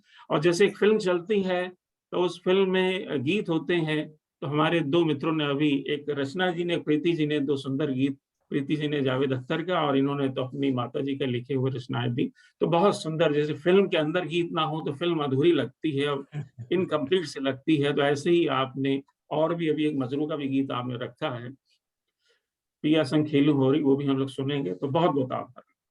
बहुत बहुत धन्यवाद आपका। बहुत अच्छी, बड़ी बहुत आत्मीयता से आप बोल रहे थे। ऐसा लग रहा था कि आप हमारे ड्राइंग रूम में सामने बैठे हैं और शैलेंद्र जी के बारे में जो बातें हैं, किस्से सुना रहे हैं। सजन रे झूठ मत बोलो। लेकिन वो एक जो झूठ था उसने क्या से क्या कर दिया। और लेकिन हमें एक चीज पता चल गई, अप्रैल आने वाला है, कि हम लोग भी अवार्ड पाने के लिए कुछ ऐसा कर सकते हैं। बस एक अदद लेटर हेड चाहिए, और आजकल तो बन जाते हैं, बड़ी सुविधा हो गई है कि ढूंढना भी नहीं पड़ेगा। तो आपने एक अच्छा सूत्र बता दिया। अब तो जो भी आप भाग ले रहे हैं भिजवाएं या भारत रत्न भिजवाएं नवल सर? अब आपको पद्म विभूषण भिजवाएं या भारत रत्न? बहुत बढ़िया। आपने एक जो आपका जो सार, आपका जो आपने बहुत चीजें बताई, पर शैलेंद्र जी की जो एक ऐसी बात आपने बताई कि वो रोमानी गीतों को रूहानी बना देते थे। ये जो बात है ना, आत्म से ब्रह्म की तरफ जाने की, ये उस परम स्थिति की बात है। बड़ी सूफियाना बात भी है और संतों की वाणी की बात भी है। इसीलिए आपने कबीर का भी, तुलसी का भी, सबका नाम लिया कि उनमें निर्गुण सगुण दोनों भाव थे। और जो राज कपूर की तीसरी कसम है, उसमें जो गीत लिखे हैं वो हम कहाँ भूल सकते हैं। वो तो अमर हो गए। वो लोग दोबारा से आने बड़े मुश्किल हैं। वो जब आप बता रहे थे तो सारा दृश्य सामने आ रहा था शैलेंद्र जी का। और शैलेंद्र जी ने कई चीजें ऐसी बनाई हैं जो आज भी नारों के रूप में इस्तेमाल की जाती हैं, जो मिटती नहीं है। बहुत बहुत धन्यवाद। और 10 विदानियां तो हम नहीं कहेंगे आपको हम आपको सिर्फ 5 विदानियां कहेंगे। उसके बाद जब प्रोग्राम खत्म होगा तब 10 विदानियां होंगी। बहुत बहुत धन्यवाद, बहुत अच्छा आपने बात की। लीजिए, ये थे इंद्रजीत जी, और कितने रस से उन्होंने हमको भिगो दिया, कितनी अच्छी बातें बताई कि प्रीतम साथ हो तो होली होती है। और एक बड़ी बात कि होली हिंदुओं का नहीं, भारत का त्योहार है। और कितने ही गीत लिखे हैं जो हिंदू नहीं है किंतु हमारी परंपराओं को जानते हैं, और उनके ऊपर उन्होंने गीत रचे। बहुत अच्छी बात आपने की थी। और लीजिए, अब हमारे सामने एक और बड़ा व्यक्तित्व सामने आ रहा है जिनका नाम ही है डॉक्टर सागर। सारी नदियां तो सागर में ही समाहित होती हैं। आप 1 दर्जन फिल्मों के गीत लेखक हैं। अरे वाह, आप भी बहुत युवा है डॉक्टर सागर। एक तो जब डॉक्टर लग जाता है तो लगता है कि व्यक्ति उम्र में उतना तो बड़ा होगा जितना मैं हूँ, डॉक्टर लगा हुआ है। तो आप बहुत यंग हैं, और आपने BHU से भी शिक्षा ली, JNU से भी शिक्षा ली। देखिए, दोनों और छोर हैं, लेकिन आपने दोनों जगह से शिक्षा प्राप्त की, और आपकी PhD साहिब लुधियानवी को समर्पित है। वाह, एक PhD शैलेंद्र जी की थी और एक PhD साहिब लुधियानवी की। बहुत सुंदर। और बम्बई का बा जो आपका गीत है वो तो आजकल सभी जगह गाया जा रहा है, चलती कार में, ट्रेन में, हवाई जहाज में, सब आपको सुनते हैं।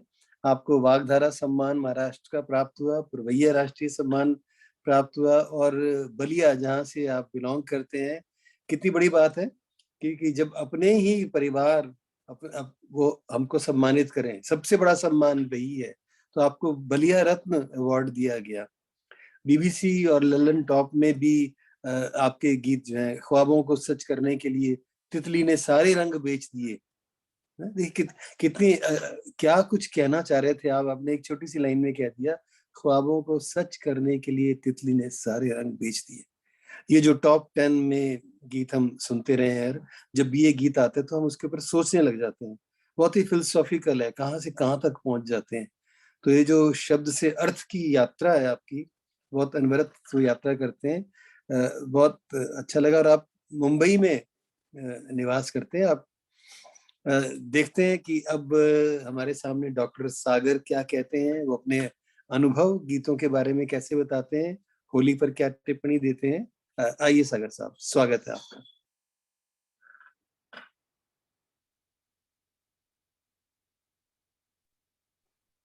मेरी आवाज पहुंच रही है? हाँ जी, आ रही। जी, आप सबका बहुत शुक्रिया। नवल सर का बहुत शुक्रिया, इतना अच्छा आप बोल रहे हैं। मैं तो मंत्रमुग्ध होकर के सुन रहा हूँ आपको। और खास तौर से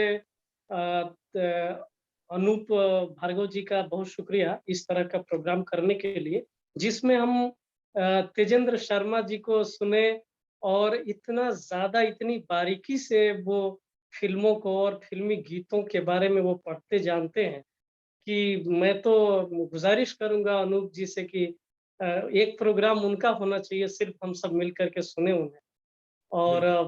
और उसके अलावा इंद्रजीत सिंह सर हैं कि जो शैलेंद्र के बारे में, तो एक प्रोग्राम कम से कम आधे 1 घंटे का हो कि जिसमें इंद्रजीत सर को हम सब सुने, और शैलेंद्र के ऊपर जो अभी आपने कहानी बताई, जो किस्सा बताया, ढेर सारी चीजें मैं भी जानता हूँ। आपकी किताब के लिए मैंने भी एक लेख लिखा है, लेकिन जितनी बार आप बोलते हैं उतनी बार कुछ नया हमें सीखने को, नई बात ही मिल जाती है। तो मैं तो चाहूंगा कि इंद्रजीत सर और अविनाश जी और तेजेंद्र जी का एक प्रोग्राम हो जिसमें हम सबको सिनेमा पर और गीतों पर सुनने का मौका मिले, गीतकारों संगीतकारों को सुनने का मौका मिले।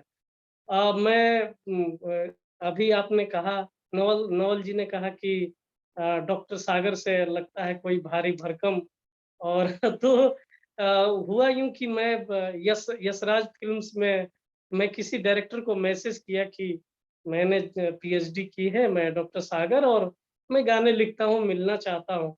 तो उनका जवाब 1 महीने बाद आया कि अभी हम बिजी हैं। फिर उसके बाद फिर मैं फॉलो अप करता रहा, मुझे बुलाया गया। तो जो डायरेक्टर साहिबा थी उन्होंने कहा कि अरे मैं तो सोच रही थी कि कोई डॉक्टर सागर बहुत वरिष्ठ होगा और आ करके बहुत पढ़ा लिखा आदमी यहाँ बोर भी करेगा, बातें करेगा ढेर सारी इधर की उधर की। तो ये डॉक्टर सागर के नाम से ऐसे ढेर सारे कंफ्यूजन यहाँ पे हैं निर्देशकों के बीच में भी। तो आज चूंकि हम होली के गीतों की चर्चा कर रहे हैं और होली के गीतों की चर्चाएं इतनी ज्यादा हो गई और तेजेंद्र जी और खासतौर से अविनाश जी ने जिस तरह से फिल्मी गीतों का सिलसिलेवार ढंग से हमें जानकारियां दी कि कैसे गीत लिखे गए और उनका परिप्रेक्ष्य है, तो बहुत ही अच्छा लगा। मुझे जहाँ तक लगता है, मैं चूंकि लिख रहा हूँ अभी, मैंने महारानी वेब सीरीज आ रही है हुमा कुरैशी की, जो सुभाष कपूर जिन्होंने जॉली एलएलबी, तो उनके वेब सीरीज के लिए मैंने होली गीत लिखा है, जो गीत मई में आने वाला है। और इसके पहले पिछली होली में मेरा एक गीत हिट हुआ था, मतलब उसके व्यूज थे 1.5 करोड़ तक, तो 16 मिलियन है उसके। तो सलीम सुलेमान की धुन पे मैंने वो लिखा था। तो जैसा कि इंद्रजीत सर ने कहा कि 400-450 गाने साहिर साहब ने धुनों पे नहीं लिखे, उनके लिखे गीतों पर ही धुन बनाई गई। वो साहिर साहब का जलवा था कि लिरिक्स पे धुन बन जाते थे। लेकिन अभी का जो टाइम है, वो ज्यादा से ज्यादा म्यूजिक डायरेक्टर डोमिनेट करते हैं, क्योंकि वो तेजेंद्र जी ने बताया कि राज कपूर कहते थे कि पहले सिर झूमता था, गीत सुनते हुए सर झूमता था, और अभी पैर झूमता है। लोग बीट के आधार पे, बीट बढ़ गया है, तो अभी जो भी बुलाता है वो पहले बीट दे देता है और उसी बीट के आधार पे हम लिरिक्स को सेट करते हैं। तो ये दोनों सिचुएशंस जो सुभाष कपूर के लिए मैंने किया और जो सलीम सुलेमान के लिए मैंने लिखा था, ये दोनों बीट पे ही लिखा था। मुझे जाते ही अब जो सिचुएशन था कि सिचुएशन तो होली ही था, लेकिन वो जो बीट था, तो मैं वो बीट पे सेट कर रहा था कि रंगों की कटोरी हूँ, तंग से चटोरी हूँ। चूंकि अभी इंग्लिश का टाइम चल रहा है, तो इसी तरह की शब्दावली का इस्तेमाल किया जा रहा है। तो रंगों की कटोरी हूँ, तंग से चटोरी हूँ, चाहूं मैं कलरफुल पिया, और चाहत की तरंगों में डूबी हूं मैं रंगों में, पिंक पिंक मोरा जिया, बबुनी तेरे रंग में मैं और थोड़ा यंग हो गया। तो बबुनी हमारे बलिया और उत्तर प्रदेश और बिहार की बेबी के लिए, लड़की के लिए बबुनी का इस्तेमाल करते हैं। तो बबुनी तेरे रंग में मैं और थोड़ा यंग हो गया। अच्छा, यूपी बिहार में ये गीत अच्छा चला था, लोगों ने पसंद किया था। तो इसी तरह के चूंकि अभी महारानी वाला गीत मैं सुना नहीं सकता, वो अभी आने वाली है सीरीज, तो हम देखते हैं। मुझे ऐसा लगता है कि जो फिल्मों में होली के गीत का जो सिचुएशन डायरेक्टर बनाता है, तो एक बड़ा ही मानवीय पक्ष होता है। निर्देशक का फिल्म निर्देशक का एक बड़ा ही मानवीय पक्ष होता है कि उस होली के गीत के बहाने से वो उन पक्षों को लेकर के आता है कि जात, धर्म, मजहब, कोई बड़ा न छोटा, हर कोई इस त्योहार के हवाले से, जैसा कि सर ने कहा, इंद्रजीत सर ने कहा कि ये कि हिंदू धर्म का ये त्योहार नहीं है, बल्कि ये भारतीय त्योहार है, जिसमें कि हिंदू मुस्लिम, जैसा कि शकील बदायूनी के चारों गाने सुपर हिट रहे, और मदर इंडिया का गाना। तो इन गीतों में हम मुखड़ा से ज्यों आगे बढ़ते हैं कि मानवीय पक्ष शुरू हो जाता है गीतकार का। वो करने लगता है कि वो रंग, और प्रीत का रंग हो, चाहे वो प्रेम का रंग हो, जात धर्म का न कोई छोटा है न कोई बड़ा है, ये तमाम चीजों को हृदय से निकाल दे। ये जो कलुषता है, जो जात धर्म की जो कलुषता हमारे भीतर है, वो उनको खत्म करके, मिटा करके बिल्कुल मनुष्यता के रंग में रंग दे। तो ये एक निर्देशक की मंशा 2-3 होती है, काम करते हुए ये महसूस होता है। जब डायरेक्टर कहता है कि एक होली का गीत होगा और उसमें ये चीजें आएंगी, वो जो सिचुएशन डायरेक्टर समझाता है, तो एक तो उसका मानवीय पक्ष होता है, दूसरा इसके साथ बाजार जुड़ा हुआ है, बाजार का मामला है कि एक होली का गीत अगर हिट हो जाता है तो उससे एक तो हमारी फिल्म का प्रमोशन हो जाता है, बहुत बड़ा प्रमोशन का माध्यम है। गीत सबसे बड़े प्रमोशन के माध्यम है। अगर ये जवानी है दीवानी जो फिल्म है और उसका गीत है बलम पिचकारी जो तूने मुझे मारी, मैं वो गीत को पढ़ के मैं सुनाना चाहूंगा कि किस तरह से खास तौर से ये अमिताभ भट्टाचार्य ने जो प्रीतम की धुन पर उसे लिखा है और इसे गाया है विशाल डडलानी ने। तो हम ये देखते हैं कि आज की जो शब्दावली है वो अमिताभ भट्टाचार्य आज की शब्दावली को लेकर के और यूथ किस तरह से झूम सकता है।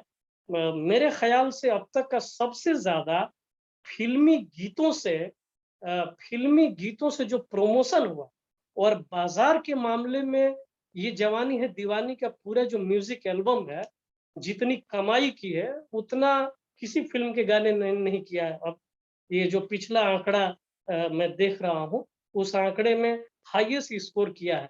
तो डायरेक्टर प्रोड्यूसर चाहते हैं कि एक तो बाजार का माध्यम रहे कि जिसमें प्रमोशन हो, डायरेक्टर की मंशा ये भी होती है कि एक मानवीय पक्ष है जिसमें सारी बातों को लेकर के आ जाए, लोग गले से गले मिले, सब एक दूसरे भाई बहन की तरह से हैं और मिले जुले, तो ये उनके पक्ष होते हैं।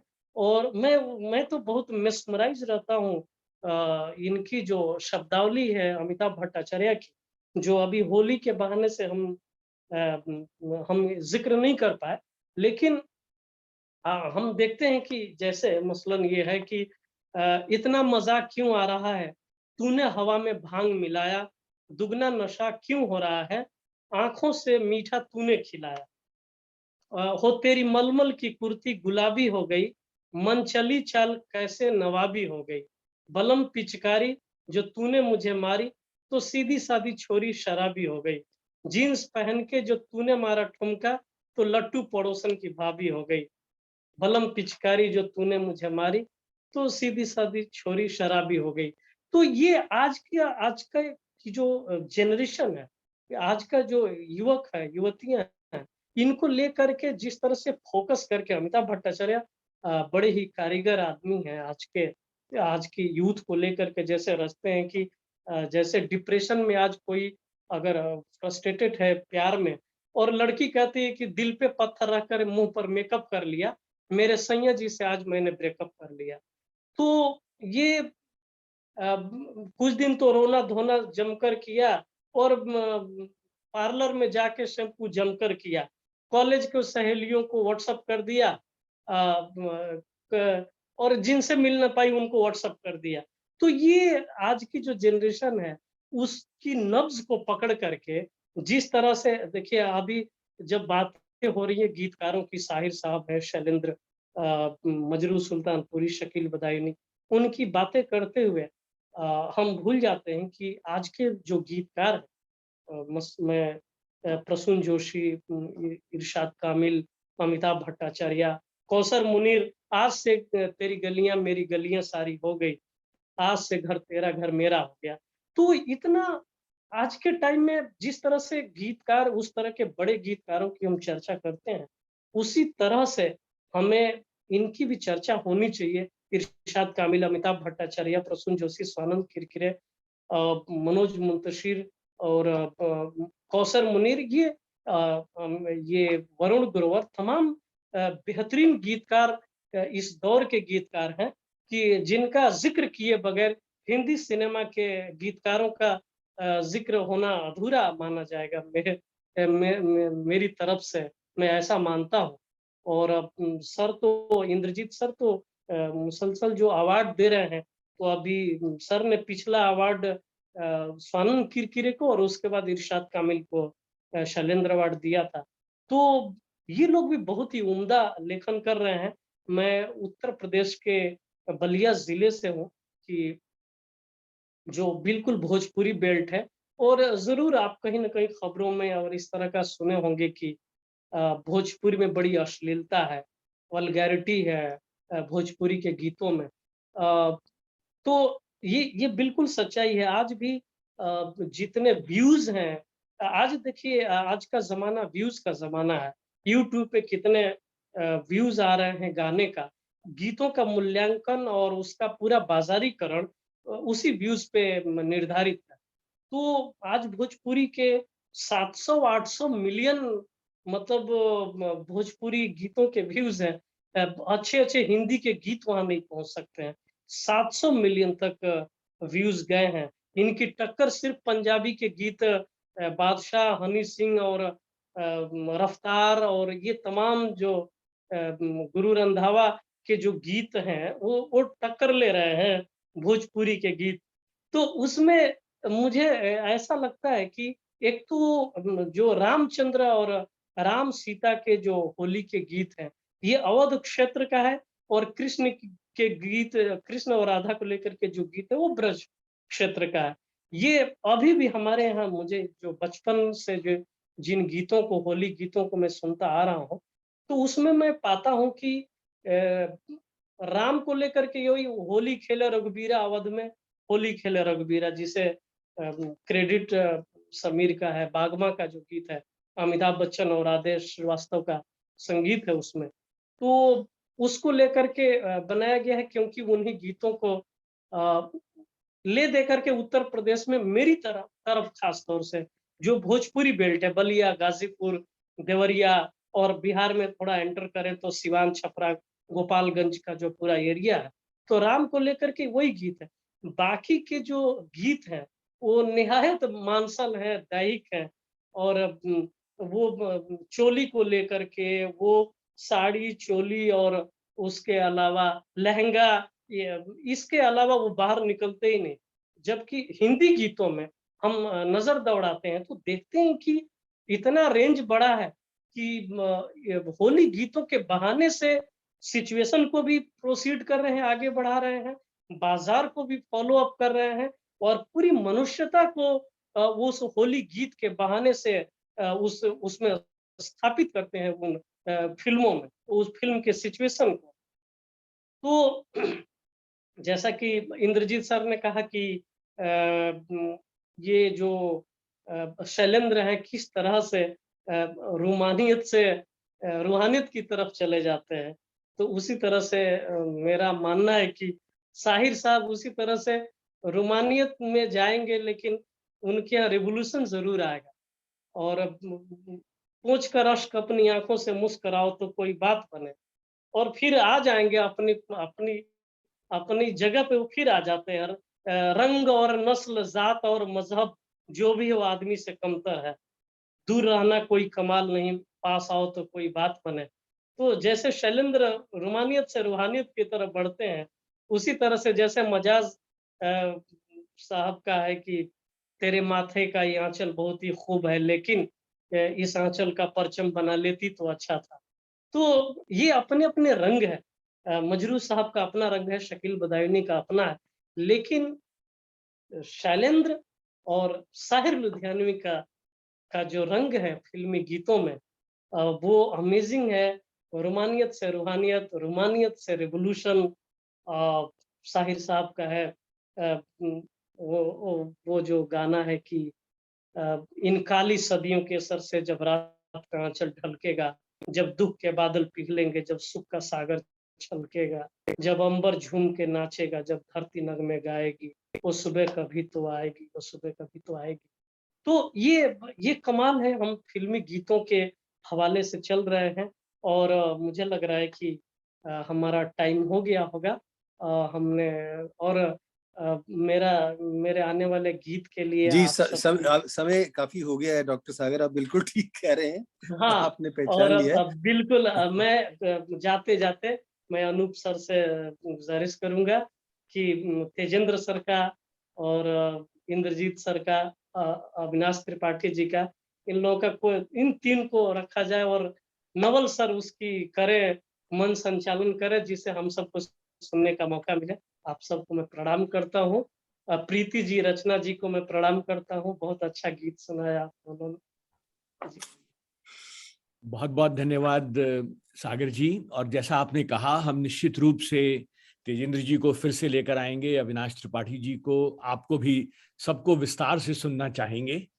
और जैसा कि मैंने कहा कि ये हम एक मासिक श्रृंखला बनाना चाहते हैं फिल्मों के बारे में। तो हम हर माह एक कार्यक्रम करेंगे और उसमें फिल्मों के विविध आयामों को हम छूने का प्रयास करेंगे। आपका भी सहयोग हमें बहुत स्वागत है आपका, आप हमसे जुड़े रहें। और नवल सर को मैं देता हूं आगे बढ़ाने के लिए। बहुत बहुत धन्यवाद डॉक्टर सागर। आपके पास तो फिल्मी खजाना है, और कितनी अच्छी बात है कि आप अपने आप को, खुद को पीछे रख करके जो आपके सहयात्री हैं उनको आगे कर रहे हैं। आपने अमिताभ भट्टाचार्य के बारे में बताया और किस किस के बारे में बताया। और मैं तो एक बात समझा कि बीट ने गीत को दिया पीट, कि अब वो गीत वो नहीं रहा क्योंकि वो बीट ज्यादा आ गई। कई बार ऐसा होता है कि वो बीट इतनी ज्यादा हावी होती है कि गीत के बोल बड़ी मुश्किल से समझ में आते हैं, और ना भी समझ में आए तभी वो गीत हिट भी हो जाता है। अब वो हिट होने के जो फॉर्मूले हैं, मैं कहता हूँ कि आप मानवीय पक्ष को लेते हैं, बहुत अच्छी बात है। बाजार को ले रहे हैं, बुरी बात नहीं है, लेकिन उसको बाजारू नहीं होना चाहिए। दिक्कत तब होती है जब वो बाजारू हो जाता है। इसीलिए जिन गीतों की आपने चर्चा की, जिस प्रदेश की आपने चर्चा की, और आपने कहा अश्लील भी होते हैं, वो उसको हम जो चीज हम माँ बहन के सामने सुन नहीं सकते, चोरी से देखे तो वो फिर वो बात नहीं बनती, वो उसका कोई आनंद भी नहीं है। क्योंकि मीडिया संप्रेषण की ताकत है, और संप्रेषित हो तो चीज अच्छी संप्रेषित हो। हम भोजन करें तो ऐसा तो करें ना कि जो सुपाच्य हो, रोचक भी हो। तो आपकी बहुत सारी चीजें आपसे निकली, और आपने रंगों की कटोरी हूँ चाहूं मैं कलरफुल पिया, और वो जो आपने लिखा, ठीक है, आपका लेखन आपको बहुत बहुत मुबारक हो, लिखते रहिए। लेकिन अगर शैलेंद्र और साहिर, विशेष रूप से साहिर, अगर आपकी आत्मा में बसे हुए हैं तो आप भी कलम को वैसा ही लिखिए, इनकलाबी लिखिए। या फिर ऐसी बात पैदा कीजिए कि आप कलरफुल पिया कहते कहते भी उसमें वो रूहानियत या सोशल इशू को पैदा कर दें। और आप में वो ताकत है। आपको किस बात की बंदिश है मैं नहीं जानता। आप सामने आइए खुल के, क्योंकि आपने जो कुछ कहा उससे लग रहा है कि आप बहुत गहराई में जाते हैं। उसी गहराई को आप रखेंगे तब वो सागर जो है वो खारा नहीं होगा, बहुत मीठा होगा, ऐसा मेरा विश्वास है। लीजिए, अब हम अपनी इस यात्रा को, जो कि बहुत ही रोचक, और देखिए जब तक थोड़ा सा विवाद ना हो, थोड़ा सा परिवाद ना हो, तब तक संवाद की सार्थकता नहीं होती। आज इतने सारे सवालों को जन्म दिया है जो हमारे 4 प्रमुख वक्ताओं ने बोला, और सभी ने अपना अपना पक्ष इतना मजबूती से प्रस्तुत किया कि हमारे पास सबके सवाल हैं। और ठीक कहा डॉक्टर सागर ने कि सबके लिए एक एक दिन मुकर्रर होना चाहिए, और सभी अपनी बात पूरी करें, 1.5 घंटे तक बोलें, फिर उसके बाद हम सवाल करें, फिर आधे घंटे तक उनके जवाब दें। और अनूप जी ये काम कर सकते हैं, क्योंकि वो साधारण नहीं है, वो अनूप है। और लीजिए, अब हम अगले सोपान पर चलते हैं। अब प्रीति जी, पुनः आपका पदार्पण हो। आपसे प्रार्थना है कि अब आप पिया संग खेलो होली रे, ये जो एक प्रसिद्ध होली गीत है, और आपकी जुबान से जब वो सामने आएगा तो देखते हैं वो क्या रंग लेकर के आता है। प्रीति जी।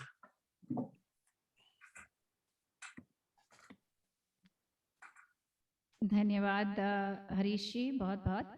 मैं राग चारुकेशी पर फिल्म फागुन का गीत प्रस्तुत करूंगी। संगीतकार, जैसे कईयों ने कहा है कि बहुत सारे गीत हिंदुओं ने नहीं, मुसलमान शायरों ने लिखे हैं। तो मजरू सुल्तानपुर की बहुत खूबसूरत और यूपी की भाषा में और महाराष्ट्र के प्रस्तुतिकरण के साथ वहीदा रहमान जी ने इसे बहुत खूबसूरती से पेश किया है। आशा करती हूँ आपको ये गीत पसंद आएगी।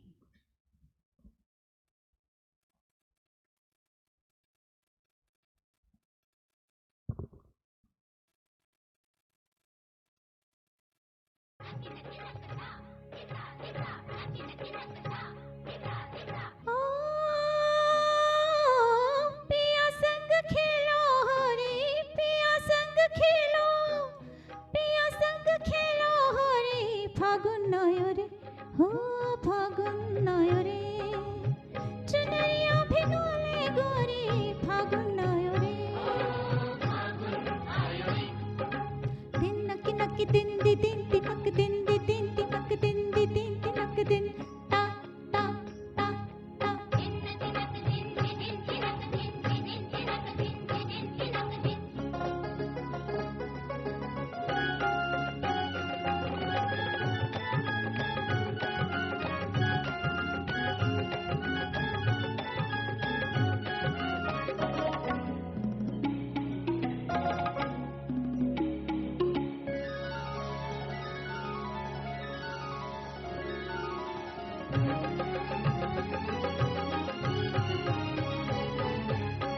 देखो जिसो मच रहा शोर, गली में अबीर उड़े हवा में गुलाब, कहीं कोई हाय तन को चुरा चली जाए दीदी गारी पूछे जाएगा, करे कोई चोरा चोरी, करे कोई चोरा चोरी, फागुन नयोरी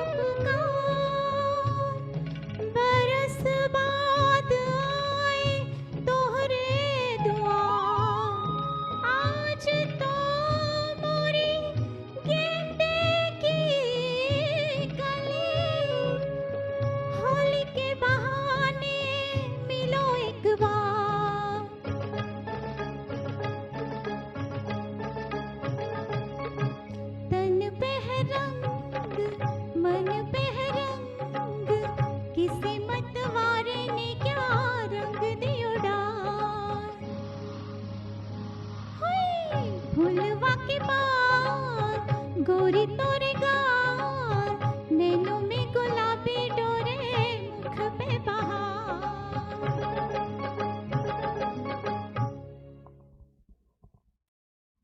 शुक्रिया।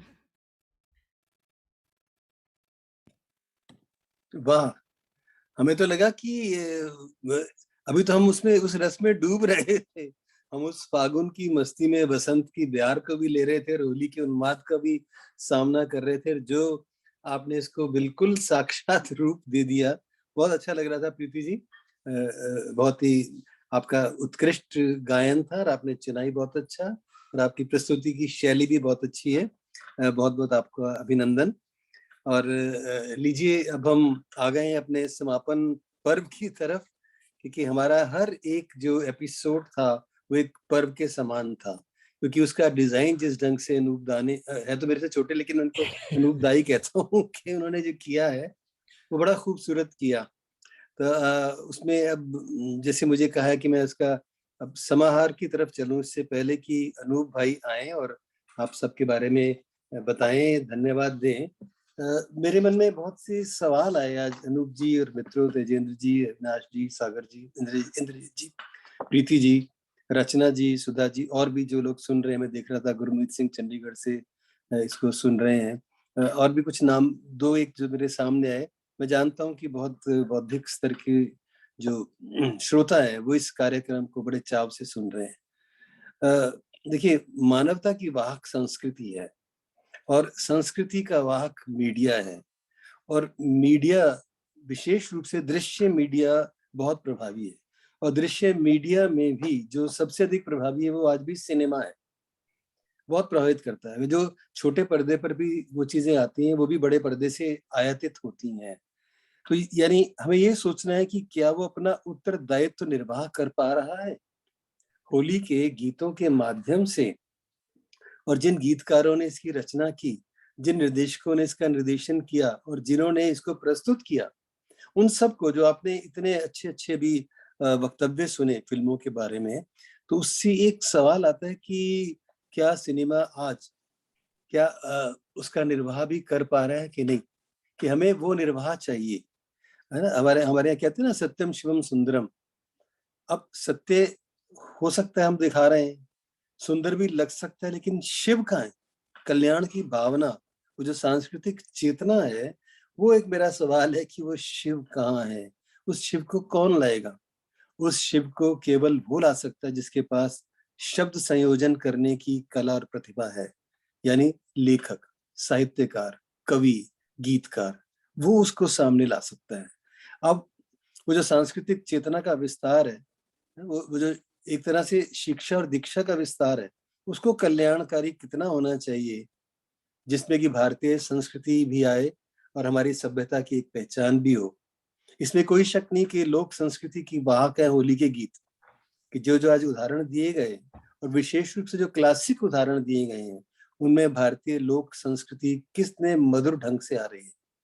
यही माधुर्य बना रहे, ये लोक संस्कृति भी चलती रहे और परंपरा भंजक तो हो, लेकिन जो गलत चीजें हैं वो नष्ट ना हो।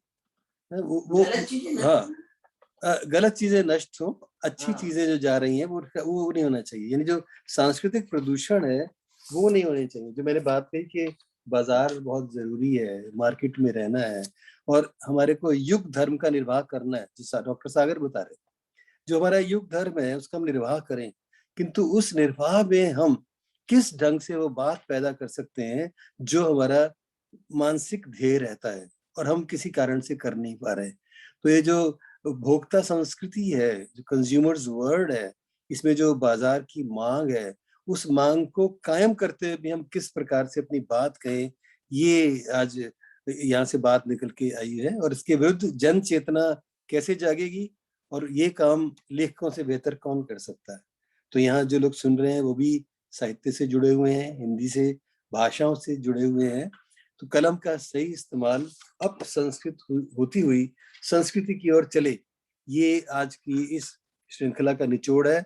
बहुत सुंदर आयोजन का स्वरूप बनाया अनूप जी ने और बहुत अच्छे ढंग से सभी ने अपनी बात की। तेजेंद्र जी ने, अविनाश जी ने, इंद्रजीत जी ने, सागर जी ने और प्रीति जी और रचना जी ने उसमें जो सोने पर सुहागा दिया वो आपके समक्ष है। मैं अब निवेदन करूंगा हमारे जो नियोजन करता है उनसे, अनूप जी से, कि वो आए और समाहार और समापन मैंने समाहार कर दिया, समापन तो उनके मुखारबिंद से ही होगा। धन्यवाद नवल सर, आपके इतने सुंदर समाहार के बाद कुछ और कहने को रह नहीं जाता, लेकिन एक धन्यवाद देना जरूरी हो जाता है।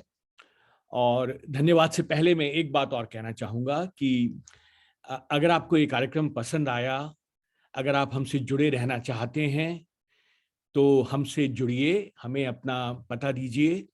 हमारी वेबसाइट बहुत सरल सी है, हिंदी से प्यार है .com, और हमारा ईमेल पता भी बहुत सरल सा है, हिंदी से प्यार है @gmail.com।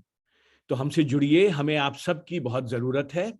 और अगर आपका उत्साहवर्धन इसी तरह रहा तो हम इस श्रृंखला को एक मासिक श्रृंखला के रूप में हम करना चाहते हैं, हर माह करना चाहते हैं। अब बात आती है धन्यवाद की। तो सबसे पहले तो डॉक्टर हरीश नवल जी का, इससे सुंदर सूत्रधार हम खोज नहीं सकते थे और हमें बहुत खुशी है कि हमने उन्हें चुना और उन्होंने हमारा अनुरोध स्वीकार किया। तो बहुत बहुत धन्यवाद डॉक्टर नवल, आपने कार्यक्रम को एक बौद्धिक ऊंचाई दी जो कि बहुत जरूरी थी। आपका स्नेह बना रहे, आपका मार्गदर्शन बना रहे। सभी वक्ताओं को मैं धन्यवाद देना चाहता हूं जिस क्रम में उनको बुलाया था। तेजेंद्र शर्मा जी, अविनाश जी, इंद्रजीत जी और डॉक्टर सागर, सबको बहुत बहुत धन्यवाद। प्रीति गोविंदराज को बहुत बहुत धन्यवाद इतने मीठे गानों के लिए। सुधा जी को धन्यवाद इतने मीठे माहिया लिखने के लिए, और उनकी बेटी रचना राठौड़ पंजाबी जी को धन्यवाद इतने मधुर गायन के लिए। इसके साथ ही ज़रूरी हो जाता है कि मैं हमारी जो हिंदी से प्यार है की कोर कमिटी है उसको मैं धन्यवाद दूं। हमारे साथ जुड़े हुए हैं बालेंदु दाधीच, शार्दुला नौगजा और चीन से हरप्रीत सिंह पुरी। मैं इन सबको धन्यवाद देना चाहता हूं, पूरी टीम को। हाँ, एक और, हमारा जो सुंदर फ्लायर आपने देखा था वो शिप्रा जी ने बनाया है, शिप्रा सक्सेना ने, जो कि जर्मनी में रहती हैं, उनको बहुत बहुत धन्यवाद। और ये जो आप खूबसूरत सा वर्चुअल बैकग्राउंड देख रहे हैं वो बनाया है अवनी शाह ने, जो कि न्यू जर्सी में रहती हैं। तो इन सबको धन्यवाद। यदि मैं किसी को भूल गया हूं तो मुझे माफ़ी दीजिए। डॉक्टर जगदीश व्योम जी हमारे बीच में दिख रहे हैं। डॉक्टर जगदीश व्योम हिंदी से प्यार है से जुड़े हुए हैं शुरू से। उनका जो भी हमें मार्गदर्शन मिलता रहता है उसके लिए हम आभारी हैं। और अब हम सबको एक